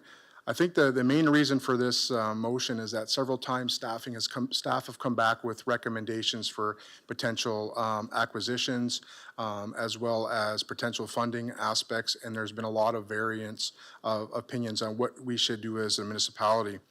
I think that what we really need to do is kind of collaborate our thoughts and ensure that we are still providing staff with a direction that we do want to continue to invest in affordable housing. At the last meeting, there was some conversations about other methods that we could potentially be looking at. And I think when administration comes back and shows us the grant applications and what we've got, because we've had shovel-ready projects, it also allows council to express interest if they're looking at other ways to invest in affordable housing, like buying condos and side-by-sides. So really, this is just a platform to ensure that when this comes back, that if we want to alter the direction as a whole, or what we can and have done to secure more funding in the municipality. Councillor Doyle? Thank you, Dr. Mayor. I just have a question for Councillor Scotchy. Just for the end of number one, or well, the end of, sorry, not number one, the first paragraph, it says report back to council for further direction, and then number two, or the second paragraph, administration be authorized when warranted. So does that mean they would come to us and say, hey, we've got a place that we're thinking of, and then they would go ahead and like after they've came to council, then they go ahead with the second paragraph? Or does that mean if they see something that's out there that might be of interest, they can go ahead and do paragraph number 2 before they come to council? Mr. Harper, I know he's here in the background there. The whole direction would be is for us to continue to look and not proceed with any purchases until council as a whole has a chance to opportunity to support it, look at it, and also gives Ray a little bit more ability to continue to look at these aspects to see if they make sense. But not speaking for Ray, but obviously we would probably require we would require council approval for all things that come forward, from a financial aspect. So there is no real cost to this besides the fact of having Ray's team develop the report and look at other options. Ray, is that an accurate statement?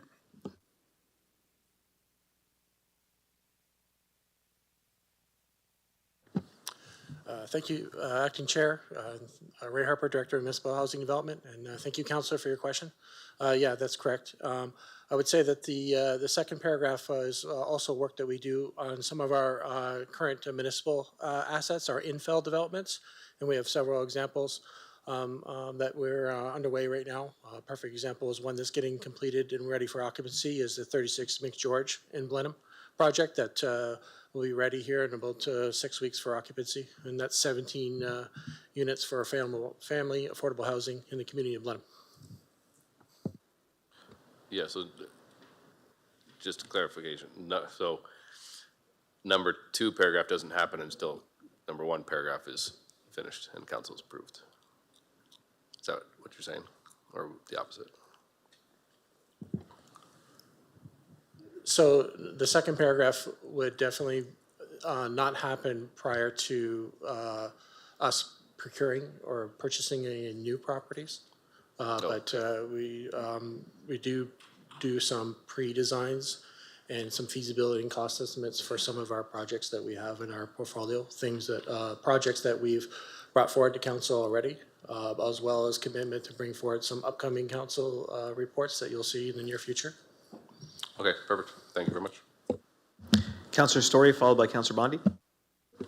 Thank you, Mr. Chair. I thank to Councillor Sakachi for reinforcing the importance of affordable housing. I fully support that. I just wanted to be clear on, is this motion changing anything that we're already doing with staff approaches to affordable housing? I appreciate the detail. I just want to make sure I'm not overlooking anything. Thank you, Mr. Chair. Thank you, Mr. Chair. Thank you, Councilor, for the question. I would say that most of this is what we're doing already, but highlights, especially with the last paragraph with the report to council, to bring forward our successful grant applications, both for the previous term and this term. I would say that several councils here that are on more than one term are experienced and have been informed on some of our projects and the success that we brought for these grant applications, whereas some of the new councillors on this term haven't seen some of those results. I guess it's important to highlight that these grant applications are competitive, and we brought in over $20 million in the last 3 or 4 years to this community through shovel-ready projects. So I think that's the intention of the spirit of Councillor Scotchy's motion. Okay, well, that's certainly worth noting. Thank you very much. Councillor Bondi. Thank you, Acting Chair. My question's been answered, thanks. Councillor Jubenville. Thank you, Acting Chair McGregor. I would request, Councillor Sakachi already said he would be open to do this, so I'd request if we could separate them, but I'm assuming the first 2 paragraphs have to stay together. Would that would be one? Is that what you said, Ray? No? I don't They could be think so. separate? No. You could do all 4 separate, or if Okay. you want to lump 1 and 2. Okay, that's fine. I just wasn't quite sure. Okay, Okay. so yes, separate them. If you could separate them, that would be great. Sure. I know we have a lot of, we've just recently purchased 2 assets for affordable housing. I just don't want to send the wrong message that we're just wanting to, purchase all these empty buildings. So I understand the spirit of it, and I know it's one of our council priorities. So I think it's good that we're separating them for voting. Thank you. Any other comments before I go back to Councillor Sakachi? Seeing none, Councillor Sakachi, go ahead. Yeah, thank you. And just to Councillor Story's point, so many of these aspects were already created in the motion I made in the previous terms of council. But what I've really seen in the last term, this last term here, is a lot of, apprehension about investing in further into affordable housing. There's been a lot of comments to Ray when he stood up there, essentially, is this the way that we want to go? Do we really want to invest in affordable housing? The whole goal of this is to continue to substantiate that we want to invest in our most vulnerable people, but not only that, showing the community how much money we've actually saved by having these shovel-ready properties ready. And just in closing, one quick question to you, Mr. Harper. Out of all the grant applications that you secured, how many of those, and I don't need the exact number, but how many of those do you think you would have secured if you did not have shovel-ready land available?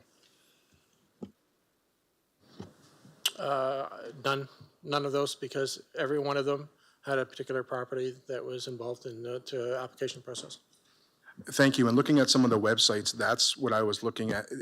There was a lot of mention that they're very site-specific on how they delegate the money, and that they have to be ready to ready to go. So I thought it was important to, if we had a change of direction on how we wanted to do it, or if we wanted to discontinue investing in affordable housing, this gives everyone the opportunity to not support affordable housing if that's the direction that they wanted to go. I will be obviously supporting it, and I hope that we can continue to fill the void of almost 1,300 people that are in need in our community. Thank you. With that, I'll call the vote. Oh, yeah, number one first. Mr. Mayor? Yes. Motion passes 10-1. Number two?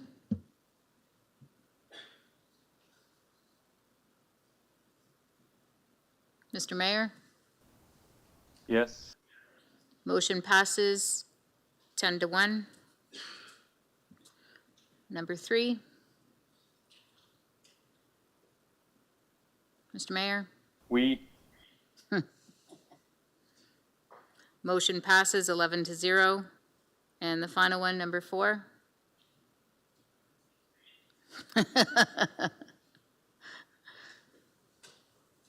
Motion passes 11-0.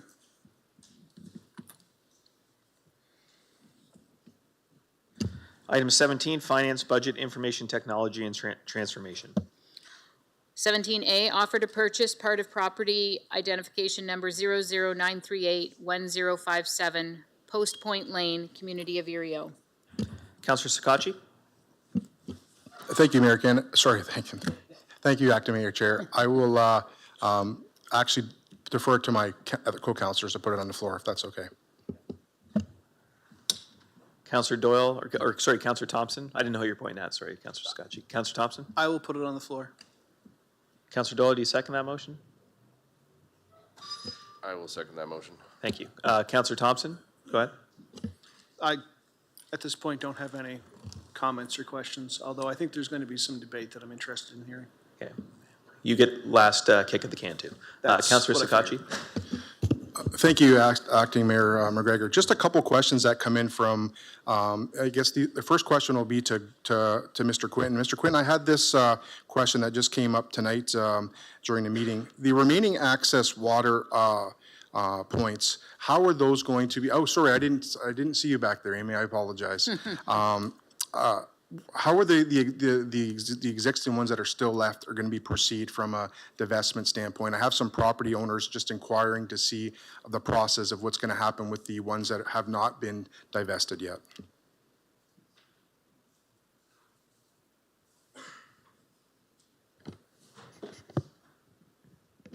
Thank you, Mr. Chair. Thank you for the question. Amy McClellan, Manager of Revenue. The other parcels that haven't been divested, we'll continue to look at them, and depending on the characteristics of each property, we'll determine that process that we follow, whether that will be listed on the open market with a real estate agent or where we directly approach the abutting neighbors.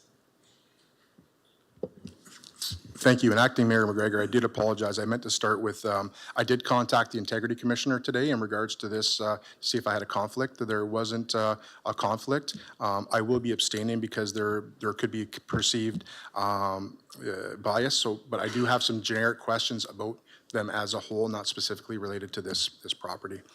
Chief Case, just a question to you that came in as well, for you as well, is in regards to the entirety of the fire lane access. I know we've had a lot of conversations on these in the past. Is there any safety concerns from divesting any of these, as well as what would you do from an emergency launch standpoint from a boat, if a boat had to go out? Would you ever use any of these fire access lanes? And that came in specifically just like that. Thank you for the question. Through you, Mr. Chair. We did an assessment prior to the report coming in November 2023. I've actually followed up with the command team in Erio today. There are no safety concerns. And should a boat be used, we will always go to the dock. That's the safest area to transport and to transfer a patient. The one time that we might use the fire lanes would be to get access to the ice, which is one of the reasons why we've maintained a number of them for that purpose. Whereas you can imagine, in the event of an emergency for the ice, we'll walk through someone's garden and go through the backyard if we have to. In the event of an emergency, we will always find access and we'll make access as per our rights under law. And last question to you, Chief Case. There was some, this was in a previous report as well. Would the potential of some of this divestment money potentially be used to secure additional fire services equipment? I think a part of the community was concerned about the actual fire protection of the village, and I thought it was very important to review one of your reports that you indicated that you were actually, I'll let you speak to the report. So right now, Aerial does not come under fire underwriters because of the size of the pumper that's on site. It is supported by Blenheim, which is around 10 to 15 minutes away. And when that pumper comes up for renewal, we'll be looking to change it to a bigger tank so that it's got bigger capacity. But at this time, when we've had 2 serious fires, as we heard tonight, and on both those occasions, hydrant supply was maintained, and there's the ability to call tankers from 4 or 5 stations that can be on scene within 20 to 25 minutes. Thank you, Chief. Councillor Doyle? So one of the deputations talked about, and thank you, Acting Mayor, one of the deputations talked about in the report, it said that they weren't allowed to build on it. So I thought any of them that weren't buildable were going to the neighbors. So if that's the case, is that something that can be added into the bylaw for this specific property, that no buildings can be built on it? Or is that, I guess, what are your thoughts there? Thank you for the question. There is, permits would be required if anything was going to be erected. And due to the restrictions on the property with a various number of easements that are required, they wouldn't be able to get a building permit to erect anything there. Okay, thank you very much.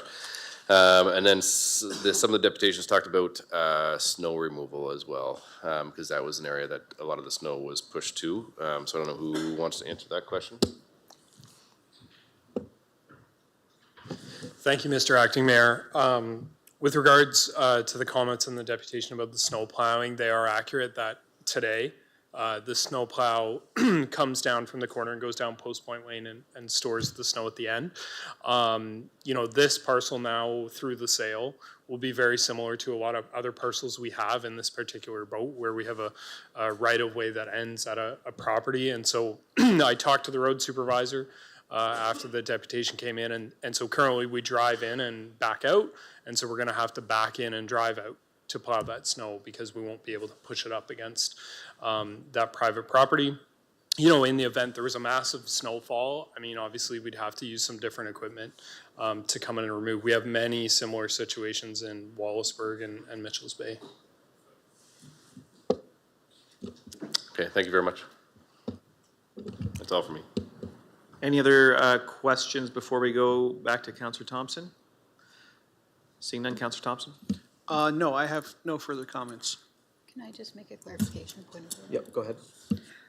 Just to clarify, Councillor Sakachi, so if you abstain and are not declaring a conflict of interest according to the procedural bylaw, not voting and abstaining will be a no on the record, so just clarifying that. I'm aware that I'm abstaining. Great, thank you.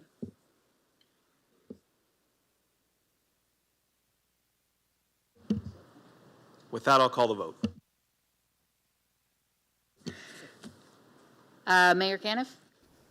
Yes.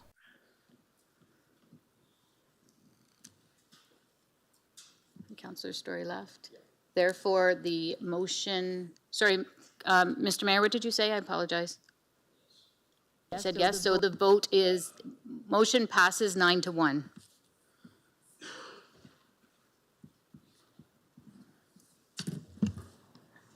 Item 18, infrastructure and engineering services.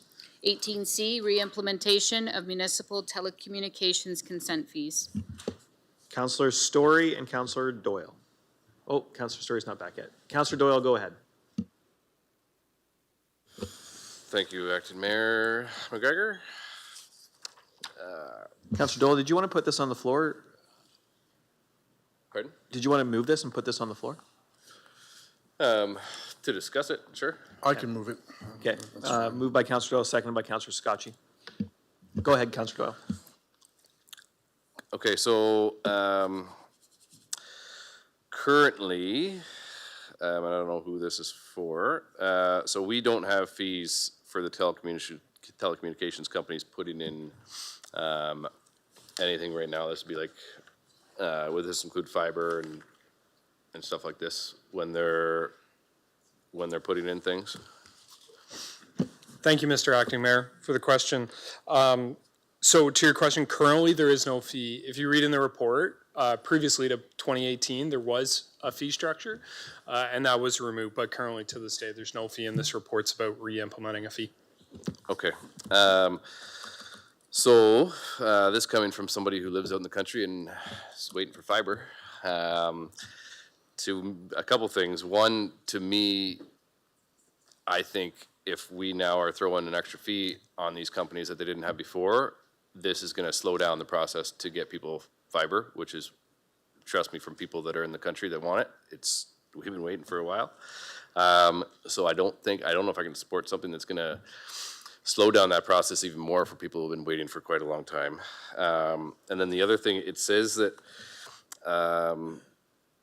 and this I just didn't understand, it says it's supposed to be a cost-neutral fee. But then it says it's going to cost us like $200,000, but we're going to be bringing in like $1 million. So I just didn't know where the other $800,000 is coming from. Like, yeah, if you want to explain that. Yeah. The couple questions there. So to the first question about slowing down, I mean, I'm not going to speak on behalf of the ISPs. However, my opinion after being in this industry for a while is that this is not going to slow down the projects at all. These projects are very heavily subsidized by the federal government, and we as recently as Friday, we were meeting with VPs of the proponent that's launching this big program. And the nature of the meeting was, hey, you've had these permits for 45 days. Why can't you get them done? Is there anything we can pay to get these fees done quicker? We want these permits approved. We're okay if we have to pay for them. That's what we want. And that's the message we heard loud and clear about it. And so as indicated in the report, one of the challenges with getting them approved is the public works permitting capacity is based on a system where we get 1 or 2 a week, not hundreds and over a span of months. So, I really don't think it's going to slow down the actual development. There is currently work going on under the ASIP program right now, but they are drastically ramping up once winter conditions subside. And so to your next question about the principle of cost neutrality has been discussed and awarded under the CRTC about the municipality's ability to implement fees. If you read in the report, it says, there's things like direct costs. So staffing, what we're asking for to review the fees, to permit them, to go in the field and inspect them. But it also applies to some other things that are very hard to quantify. Degradation of roads from all these trucks that are driving around. A piece of infrastructure gets hit. In restoration activities, this is something we saw with all our SWIFT projects that, when they're putting so much fiber in the ground quickly, the restoration is something that often is a little lackluster. And that's through experience where those people then call the municipality to complain about restoration. How do I get this done? We have to coordinate, try to figure out whose project that is, or maybe even do some minor work ourselves. And so those extra fees that we're saying, hey, we might collect this much money, there's a direct cost for this person, and there's all these indirect costs. The fee structure we presented and our consultant developed is in line with existing CRTC awards of what they determine to be cost-neutral fees. So as administration, we're presenting that we believe these fees are in line with cost Chatham-Kent is occurring. And really, from a taxpayer's perspective, if we don't charge a fee, those costs, such as my existing public works staff reviewing the permits, going to site meetings, taking restoration calls, is actually being funded by the taxpayer, which is against the principle of the Telecommunications Act. So that's why we're before you with these fees tonight. You flipped my vote. Nice work. Councillor Story, you had some questions on this as well? Thank you, Mr. Chair.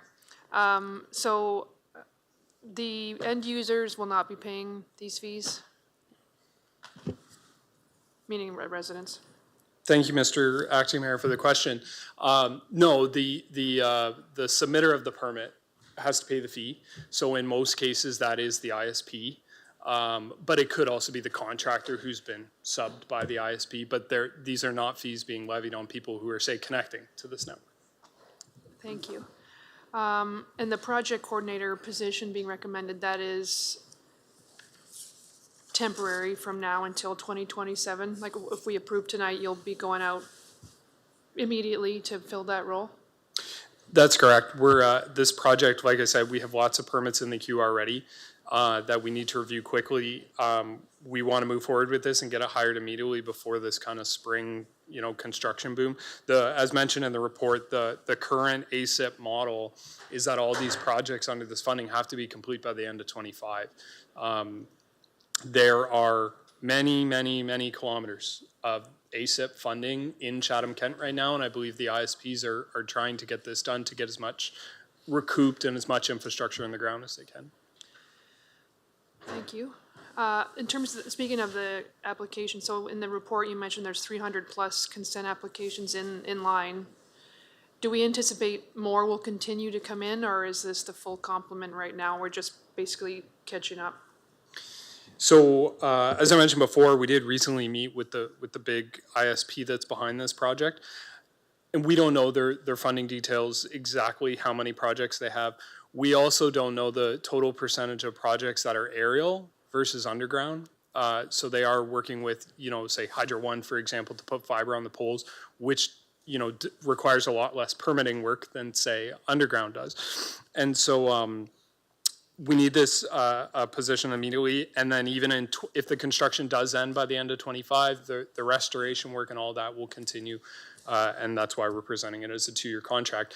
But as recently announced at Roma, funding from the federal government for potentially another SWIFT program was announced, and so ASIP may not be the last fiber funding opportunity. There may be things to come, and I may be back before council to extend this position, for example. Okay, thank you very much. Thank you, Mr. Chair. Seeing no other, Councillor Sakacci. Thank you, Acting Mayor McGregor. I had a quick question for Mr. Taylor over there. He probably had a feeling that this question was going to come up potentially. This is all great, and obviously it's good for our community. My only concern is that how come the province or the feds don't give us any tools in our tool belt to deal with basically damages and rehabilitation to people's infrastructure that has happened directly from telecommunication drilling. I've myself have been contacted from about 4 or 5 individuals, some that I won't speak in detail of, some very extensive, and it really the neighbors that are experiencing this are really kind of at a loss of how they have to go through the process. So I just didn't know if there was anything that we could do to try to put something in place, that there's not a retainer or a deposit, but not everybody's as accountable as each other. And I think that, Mr. Taylor, you know where I'm going with that as well. Thank you, Mr. Acting Chair. Thank you, Councillor, for the question. Yes, I do know what you're talking about. We have these concerns come from citizens a number of times where internet service providers have run fiber lines down the road, caused some damage to infrastructure, and it's causing a problem for the resident. We have limited powers, and to your question about getting an extra deposit, as Ryan spoke about, there's actually a fair bit of kind of case law already developed at the CRTC about the scope of municipal powers on what is a federal undertaking of telecommunications. And we don't have too many powers there to change the rules. What we can do is kind of collect some fees. So unfortunately, that does leave citizens in a situation of having to advance their claim in a regular legal process, which is to bring a claim against those people and potentially seek litigation against the telecommunications company if they've caused some damage. And I know that that's tough for citizens, obviously, who maybe don't have the resources to do that. The only thing that I can think of off the top of my head here is that it is something that administration could take away in terms of an advocacy role to try to push to the CRTC or to these telecommunications companies to be looking at a different approach for dealing with citizen complaints. I don't know, there's not going to be much traction on that because of the amount of projects. But unfortunately, we are in a tough spot here insofar as municipalities are being told, no, telecommunications have a right to be in your road. There's not much you can say about it.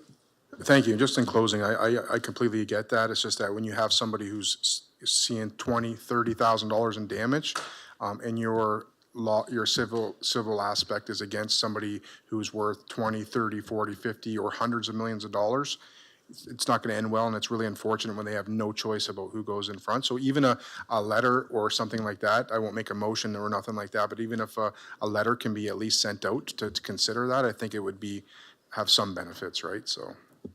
Yeah, thank you, Councillor. We'll certainly take that away. And the only other piece that we can offer is in terms of at least helping citizens get the right information about who they should be going to and whether there's any relevant information we may be able to help them with in terms of any sort of complaint they do have to advance. Seeing no other questions, I'll call the vote. Mayor Caniff? Yes. All votes are in. Motion passes 11-0. 18E, tennis dome facility update. Councillor Jubenville? Thank you, Acting Mayor McGregor. Just a couple financial questions. I know that we've committed the $200,000 to Tennis Clubs of Canada. Is that all that we will be required to put forward towards this project? Or is there, I tried to find some kind of financials. I can't really find anything on this. So is it just the $200,000 or is this an ongoing contribution that they'll be asking? Thank you, Acting Mr. Chair. Rob Pollock, Director of Parks, Fleet, and Facilities. Thank you for the question. And so, yes, Council agreed to fund $200,000 from Strategic Reserve when this was first presented to Council. The rest of the project for the tennis dome is the construction of the tennis courts. The tennis dome is going to be paid by Tennis Clubs of Canada, and operations and all of those would be covered by them as well. Okay, so basically $200,000 and we're done with that part, with the tennis component, like the municipality. We have no more financial obligation. Yes, in the agreement, they're responsible for the construction and the operations Okay. for it for the duration of the contract. Okay, good, thank you. And then secondly, we've committed the $2 million from the Community Benefit Contribution Reserve. So do we know how much this whole project is going to cost? Do we have costing on that? Can you clarify, are you So, specifically talking the Like on the tennis whole, dome? on the whole, well, I guess it's just, like the whole park that's there, everything. So the 2 million is going towards everything, right? Not just the tennis, like the 2 million is going towards everything, right? Yes, so Okay. to clarify, we'll separate it into two different Okay. categories. So we have the tennis dome, the $200,000 from Strategic Reserve goes towards that project. Right. And then Tennis Clubs of Canada is responsible for the remaining amount of that. Okay. And they're taking care of that. The $2 million from the Hydro One contribution fund, along with some approved money from the new capital in our previous budget books, was for the construction of the park. So that's where you see we brought in utilities and parking lot, lights, and all that stuff. And then in a future meeting upcoming, most likely in March or April, we'll be coming with the next steps of the park and with those costs Okay. and what that looks like of what. Okay, so what there we're will gonna be do more next. asks then, at that point. So, so current, go ahead. Yeah, maybe if I could just interject and answer your question directly, more directly. You may recall the council actually approved us to go to the second phase of the park itself a while back. And we're coming back, as Rob indicated, shortly with what that second phase looks like. There was a future soccer field, cricket, pickleball, some basketball courts. So we're in the process of designing that, and we're coming back with those costs. So there is more than that $2 million, and we'll be coming back to council with those cost estimates. Okay, so when you come back, it'll be all the costs, like we'll know the final totals basically at that time when you come back? Is that correct? We'll be providing estimates for that work, yes. Okay, thank you, that's all. Councillor Jubenville, did you want to move this recommendation? Yes, I will move it. Thank you. Councillor Bondi, second. Okay, any other comments? Councillor Bondi? Thank you, Acting Mayor McGregor. There, I was able to spit that out. Just a quick question probably for Rob. In the recommendation, we're being asked to approve leasing a portion of the St. Clair College Community Park to Tennis Clubs of Canada. How long, is the lease? Thank you, Mr. Acting Chair. The term is for 20 years, term for them to operate the park. Great, thank you. And as far as the actual tennis court and dome, does the municipality own it, or does Tennis Clubs of Canada own it? Like the asset? So, so you're talking about, so Tennis Clubs of Canada is going to build and operate the dome, and once that agreement is done, the municipality would then own everything that's on the property then. Oh, so in the meantime, though, they'll own the actual facility? Yes, they So own when those it breaks, they fix it? Yes, if Thank you. it breaks, they fix it. Okay, great. Great, and not, just a comment, we lost a year this year through supply chain, I assume.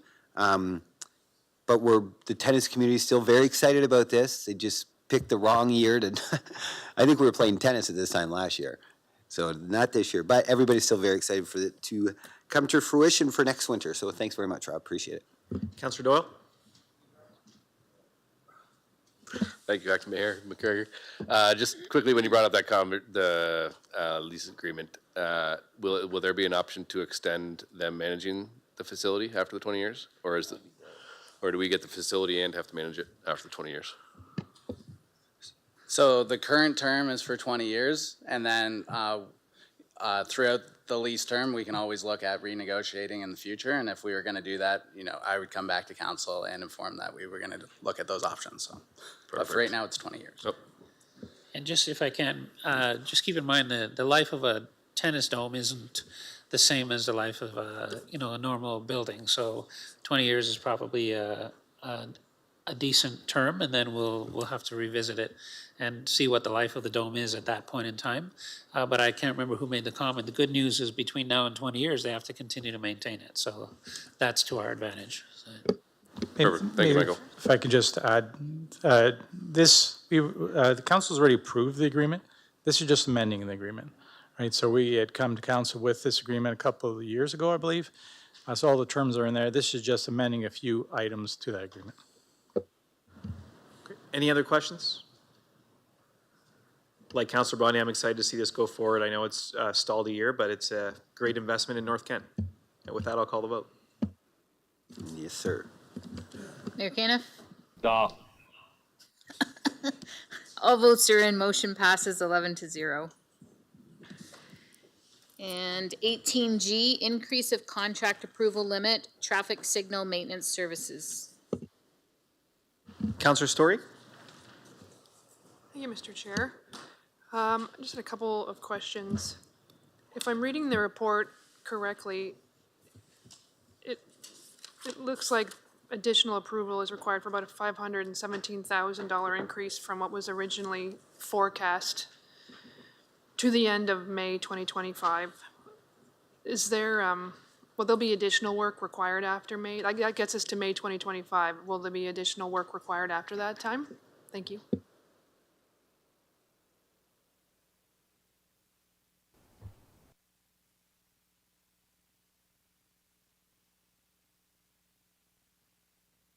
Through you, Mr. Chair. Marissa Mascaramia, I'm Director of Engineering. Happy to take that question. So will additional work be required? Yes. So this is a contract that we have in place for maintenance services. So we have a need for continuation of that maintenance services. This is a 3-year contract that was put into place. We've had previous contracts, and so we would be going out for a new contract after the term of this in spring. And could you give us a bit of just a general overview of why the contract needed to be, has extended or increased by $517,000 from the original estimate? Thank you. And through you, Mr. Chair, so I'm certainly happy to speak to that. So the contract was initiated as a maintenance service contract. It included a small component of locate services. Based on our experience, I think it's in the report, we've seen that increase to approximately 40% of that contract value is locate services. That's something that we're mandated to do. Separate from other reports for tonight, we're not able to charge fees for that service, and we are required to respond to that. And there's required timelines for that. So depending on whether it's an emergency locate or a standard locate, we have different service levels we need to respond to. So we've seen an increase in that quite a bit, and a sustained increase in that over the life of this contract. So that's certainly something we'll be forecasting when we plan our next contract procurement for this service. Thank you. Could you explain why we've had such a big increase in the locate services? Through you, Mr. Chair. That's a good question. Some of that would likely indicate more construction, which is a good thing, right? Growth and construction, both internal projects, all of the projects, anytime you're digging requires calls for locates. Could be some of the other projects we're seeing happen. So if we're seeing some of the communications projects, installations and stuff, there could be locates happening during design phase as well as construction. It's difficult for me to say exactly what, but essentially we're seeing more requests for locates. Well, hopefully that does mean we're growing, so that's good news. Do you anticipate that that high level of locate requests will continue, meaning like we would probably look at perhaps increasing our budget allotment for that moving forward if we anticipate that high level to continue? Through you, Mr. Chair, potentially. So I think we'll certainly be looking at, when we structure this next contract, the most efficient ways that we can deliver that service still. And these contracts are an hourly basis, so it would still be based on actual work completed. So if we saw that increase and we saw that decrease again, we wouldn't necessarily be committed to that additional cost. It's just based on having to respond to these requests. Okay, thank you. And one last question. So there are no other options outside of the Ontario Underground Infrastructure Notification Act for cost recovery? Through you, Mr. Chair, no. Too bad. Okay, thank you very much, Mr. Chair. Councillor Story, would you move the recommendations? Yeah, happy to move. Thank you. And seconder? Councillor Bondi? Okay. Any other questions? Seeing none, I'll call the vote. Mr. Mayor? Jaw.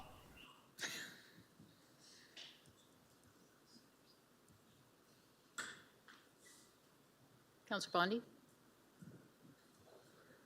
Thank you. All votes are in. Motion passes 11-0. Item 19, corporate services. 19A, 2025 records retention updates.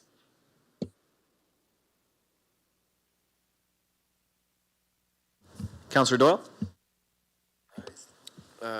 Okay, thank you, Acting Mayor McGregor. So just, is this kind of another one, I think this might be for you, Judy. So with this, we're kind of delegating our approval of any changes for our records retention over to the clerk as opposed to council doing that, is that correct? Yes, and Chris Bantock is on the call to assist with any of the questions. Okay. I guess just for me, we seem to delegate a lot of things that council was in control of or had oversight on away from us. So I guess just my personal opinion, we need to stop doing that. So I just can't support this for that reason. That's all. Any other questions on this item? Seeing none? Oh, we need to move intersector. Do I have a mover intersector? Moved by Councillor Finn, second by Councillor Crew. Seeing no other questions, I'll call the vote. Mayor Caniff? Ebo. Can you clarify that for me, please? Zulu. Thank you. All votes are in. Motion passes 7-4. Next item is notices of motion. Any notices of motion?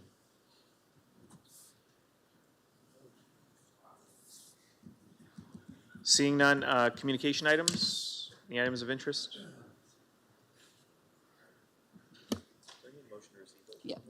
Can I get a mover and a seconder to receive the communicated items? Moved by Councillor Cruz, seconded by Councillor Thompson. All those in favor? All those opposed? Seeing none, that passes. Non-agenda business items. So I'll go to the CAO first.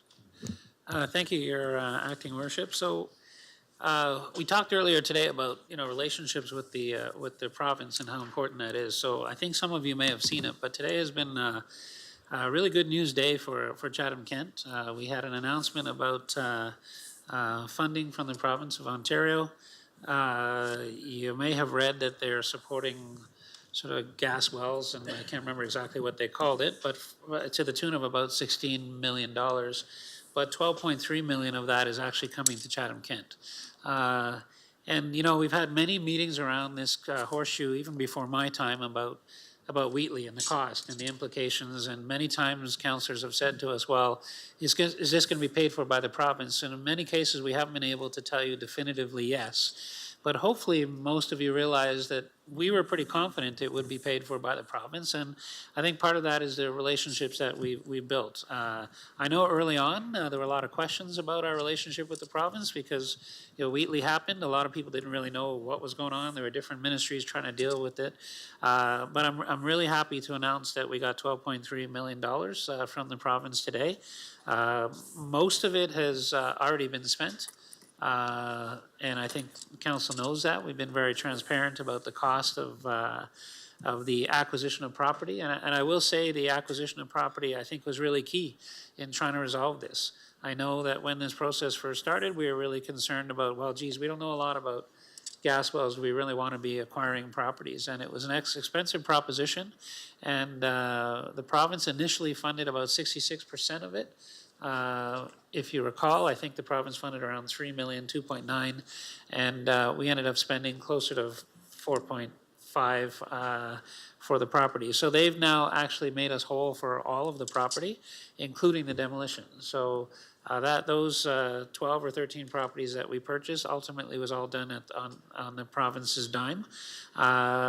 They've also contributed $2.6 million to, this is as part of the 12.3, to emergency management. A lot of expense, obviously, has gone into the emergency management on the site, whether it was our firefighters, hazmat services, fencing, everything associated with managing that site. So really, really excited about that. And then going forward, this is one thing we haven't spent the money on yet, is there is $1 million set aside for site revitalization. And so that's to support the ongoing site and what the site might look like. As I think most of you know, there's a community group that was also partially funded by the province. The province actually paid for an individual to work with the community group for, I believe, up to 2 years. And they're working together to come up with some sort of design, which would be what the site would look like in the future. And they've got $1 million from the province to actually, not to work on the design, but to actually do the work as well, whatever rehabilitation work has to be done on the site. We are planning a community celebration in the spring. Obviously, everybody involved will be invited. We are only about 2.5, 3 months away from the work that was done. So our consultant has said, you know what, let's wait 6 months, keep monitoring the gas emissions from the site. But Ryan Brown and Chief Case and others have been working very closely with our consultant and the province, and things are looking really, really good. We think that we definitely have a stable site now, and we think that the work ultimately has resolved the issue. So it's all good news, and I have to say that I think the province has been a great partner on this particular file. So I just wanted to thank our team. There'll be plenty of opportunities in the future to thank everybody who was involved, but many, many people worked really hard on this and have continued to push the province, and I'm happy to say we've been successful. On the negative side, we also had submitted an application under the Housing Enabling Water Systems Fund, and that would have given us, and the PUC, I guess, but it would have given us some more ability to provide some water services sort of in the northwest part of Chatham, and that would have opened up some properties for further development. Unfortunately, we were not successful with that, but there is a round 3. And so we will continue to hold our heads up high and keep working on our relationships and apply for that one. So I did let the two ward councilors know they're not going to be here today. We didn't want to put it off until a future meeting because the announcement was made today about the dollars. So I think something to be very proud of. And hopefully this is the beginning of some healing for the folks in Wheatley. So, Councillor Doyle. Thank you, Dr. McGregor. That's awesome news, Michael. Thank you very much for letting us know. Just a quick question. So, and I know we've already spent most of that money. So that money would have been spent from reserves and the 12 million is kind of going back into reserves to top them up? Would that be fairly accurate, I would think? It's fairly accurate, but I'll let Gord speak to that. We have spent it from our through our cash flow, but we didn't fund it, and we didn't fund it on purposely from reserves.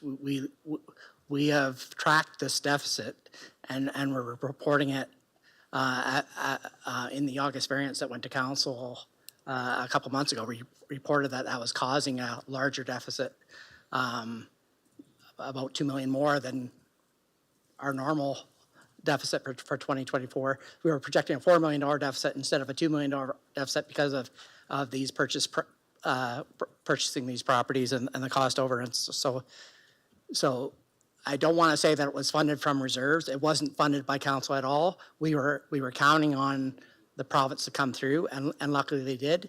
If they did not come through, we would have to come to council at our year-end process asking you to fund it from reserves and putting aside another project, not doing something else. So we're very happy that this funding announcement came in today. Thank you, Gord. So would this mean that we'd have any taxes going down for 2020? It means we are avoiding a tax increase or a deferral of some other capital project. But no, this was never in the budget. We were, I don't want to say confident, but we were hopeful that the province would come through with the funds, and they did. Okay, perfect. Thank you very much. Councillor Jubenville. Thank you, Acting Mayor McGregor. I just want to bring attention to an initiative that I think probably most of us have seen in our more rural communities outside of Chatham proper. I've noticed, and I'm thinking most of council has noticed, that members or outlying communities of Chatham-Kent are petitioning the province to de-amalgamate. While I find this concerning, I just have to ask, are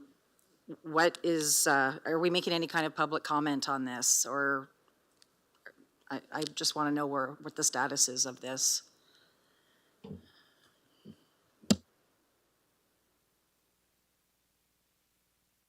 Through you, Mr. Acting Mayor. So I can tell you that any inquiries that have come my way, I have directed to the ward councillors. Part of the challenge is that these are decisions that are not made by council. The petition is not to council. The petition is to the province of Ontario. And so and I don't want to be commenting on what I think the province will or will not do. So I think this is very much a political issue. If I can add just a quick editorial, I think some of it stems obviously from some of the discussions around the budget, but also probably now word is getting out about the discussions about the ward boundary review. We didn't have a whole bunch of take-up initially, but now I think that's probably part of the reason. Having said that, if there is a position that council wants to take, I would suggest you direct the mayor to do so, and he can work with or ask the mayor to do so, or if it's by resolution, direct him, and we can work with with council, with corporate communications and put something out. It is difficult because I think the impetus may be different in different wards, but that's something that I've suggested to the media that reach out to me to call the mayor or the individual councillors in that ward. So. Okay, thank you. I do have a couple more comments that I assume are on this topic. I think we might need a motion to extend because we're at 9:55 I've got 2 more hands for other non-agenda business, and then we have to do the old reading of the bylaws and everything. So I'm going to recommend 15 minutes. So extend to 10:15. Motion by Councillor Story, second by Councillor Jubenville. All those in favor? Mayor Caniff? Mayor Caniff?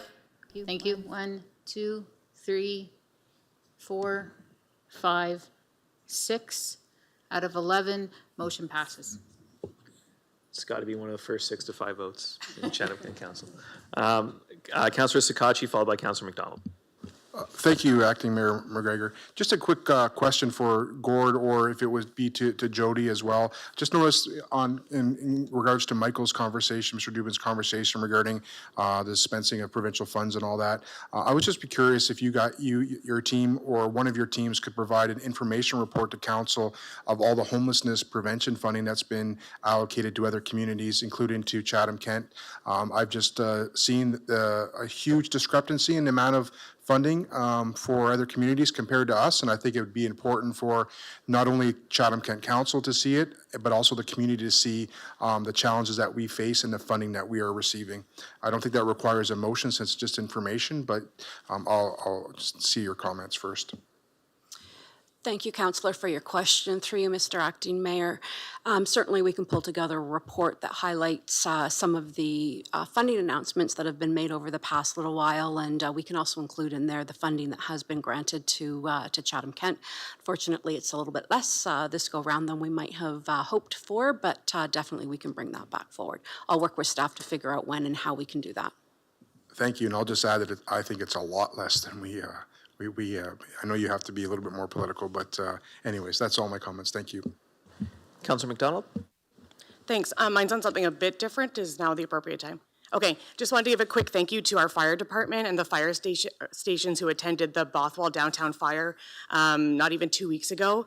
The community has expressed a lot of appreciation to our staff, not only to the fire departments, but also economic development and other staff who've been helping to get a temporary Canada Post location very quickly. So just wanted to pass along those words of thanks. Councillor Story? Thank you, Mr. Chair. Excuse me. I was hoping, since it's been a couple of months since this last came to the council floor, and it likely will be closer to April, it looks like, till we're discussing it again in full. But similar to Councillor Sakachi's request, could we have a breakdown of where we stand with the $2 million set aside for the old Sears proposal? Maybe that's a Gord question. Gord? And how much we spent on strategic reserves? Thank you, From Mr. strategic Acting Chair. So you're correct that there was an initial allotment set aside of up to $2 million to be looked at, investigate the property. But subsequently, then council approved the purchase of the property. It was $2,950,000 plus some legal transfers and closing costs, so approximately $3 million. And then subsequent to that, council on other reports have approved project management, just approved in October 21st, you just approved $2,177,000 for the architect work and an IT project manager as it progresses and on and on. There was also even an amendment at that meeting to also add a high-level cost estimates of upgrading the Civic Center, Museum and Library, including the expansion to 35,000 square feet to the same standards as proposed in the Chatham-Kent Hub. So those are all ongoing. We have invoices, we happen to be right at year end today, where the last week of January, where we're getting 2024 invoicing in processed.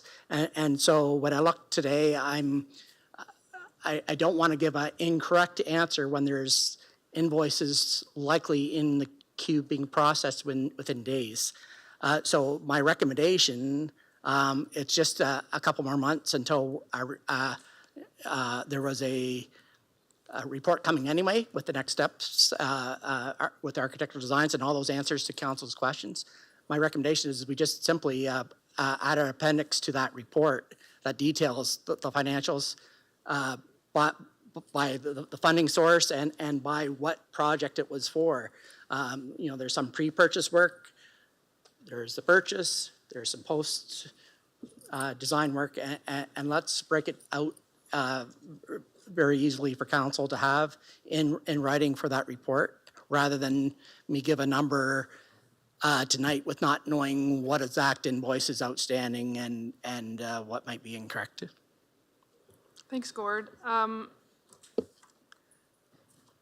I hear that, and I appreciate that we don't have all the costs in yet. That would be like, if I'm counting correctly, 7 months without any financial information about this project, which to me is a fairly long period of time. Is there any way you could provide your best guess, or you would rather not do that? Just, I mean, I think, have we spent the 2 million reserves yet? Has that been spoken for? So we haven't gone, well, we went, I assume you're excluding the purchase price because we spent $3 million on purchasing. There was the initial 2 million, which was a previous council term to do the due diligence, right? Correct. That was what I was referring to, sorry. Has that been spent? Or So it would be, definitely would be close to being spent because that previous council approved some work to be done ahead of time before the decision was made. Then this council made the decision, and then you award this $2.1 million contract for design, and we're partway through that work. Whether we're 40% or halfway, you know, that's what the invoices will show as they come in. So yeah, we're working our way through that 2 million. We haven't spent it all yet. No. But I just want to be clarified. It's not, council didn't approve just that 2 million. It subsequently has approved other funding. Yes, no, I recognize that. I thank you for bringing that forward too. Those are all important items. And where did the 2.2 million for the architecture fees come from? Can you just remind us? What budget? So all these costs are being recorded as a project cost. Council will be, temporarily, it's out of the building lifecycle reserves as where this funding is coming from, but overall, there was the Schedule C, on that last report that outlined all the funding sources, including sale of buildings, debenture, and current reserves to pay for the entire project. Okay, thank you very much. Seeing no other items for non-agenda business, we'll move to the reading of the bylaws, first and second readings. Moved by Councillor Finn, seconder Councillor Jubenville. All in favor?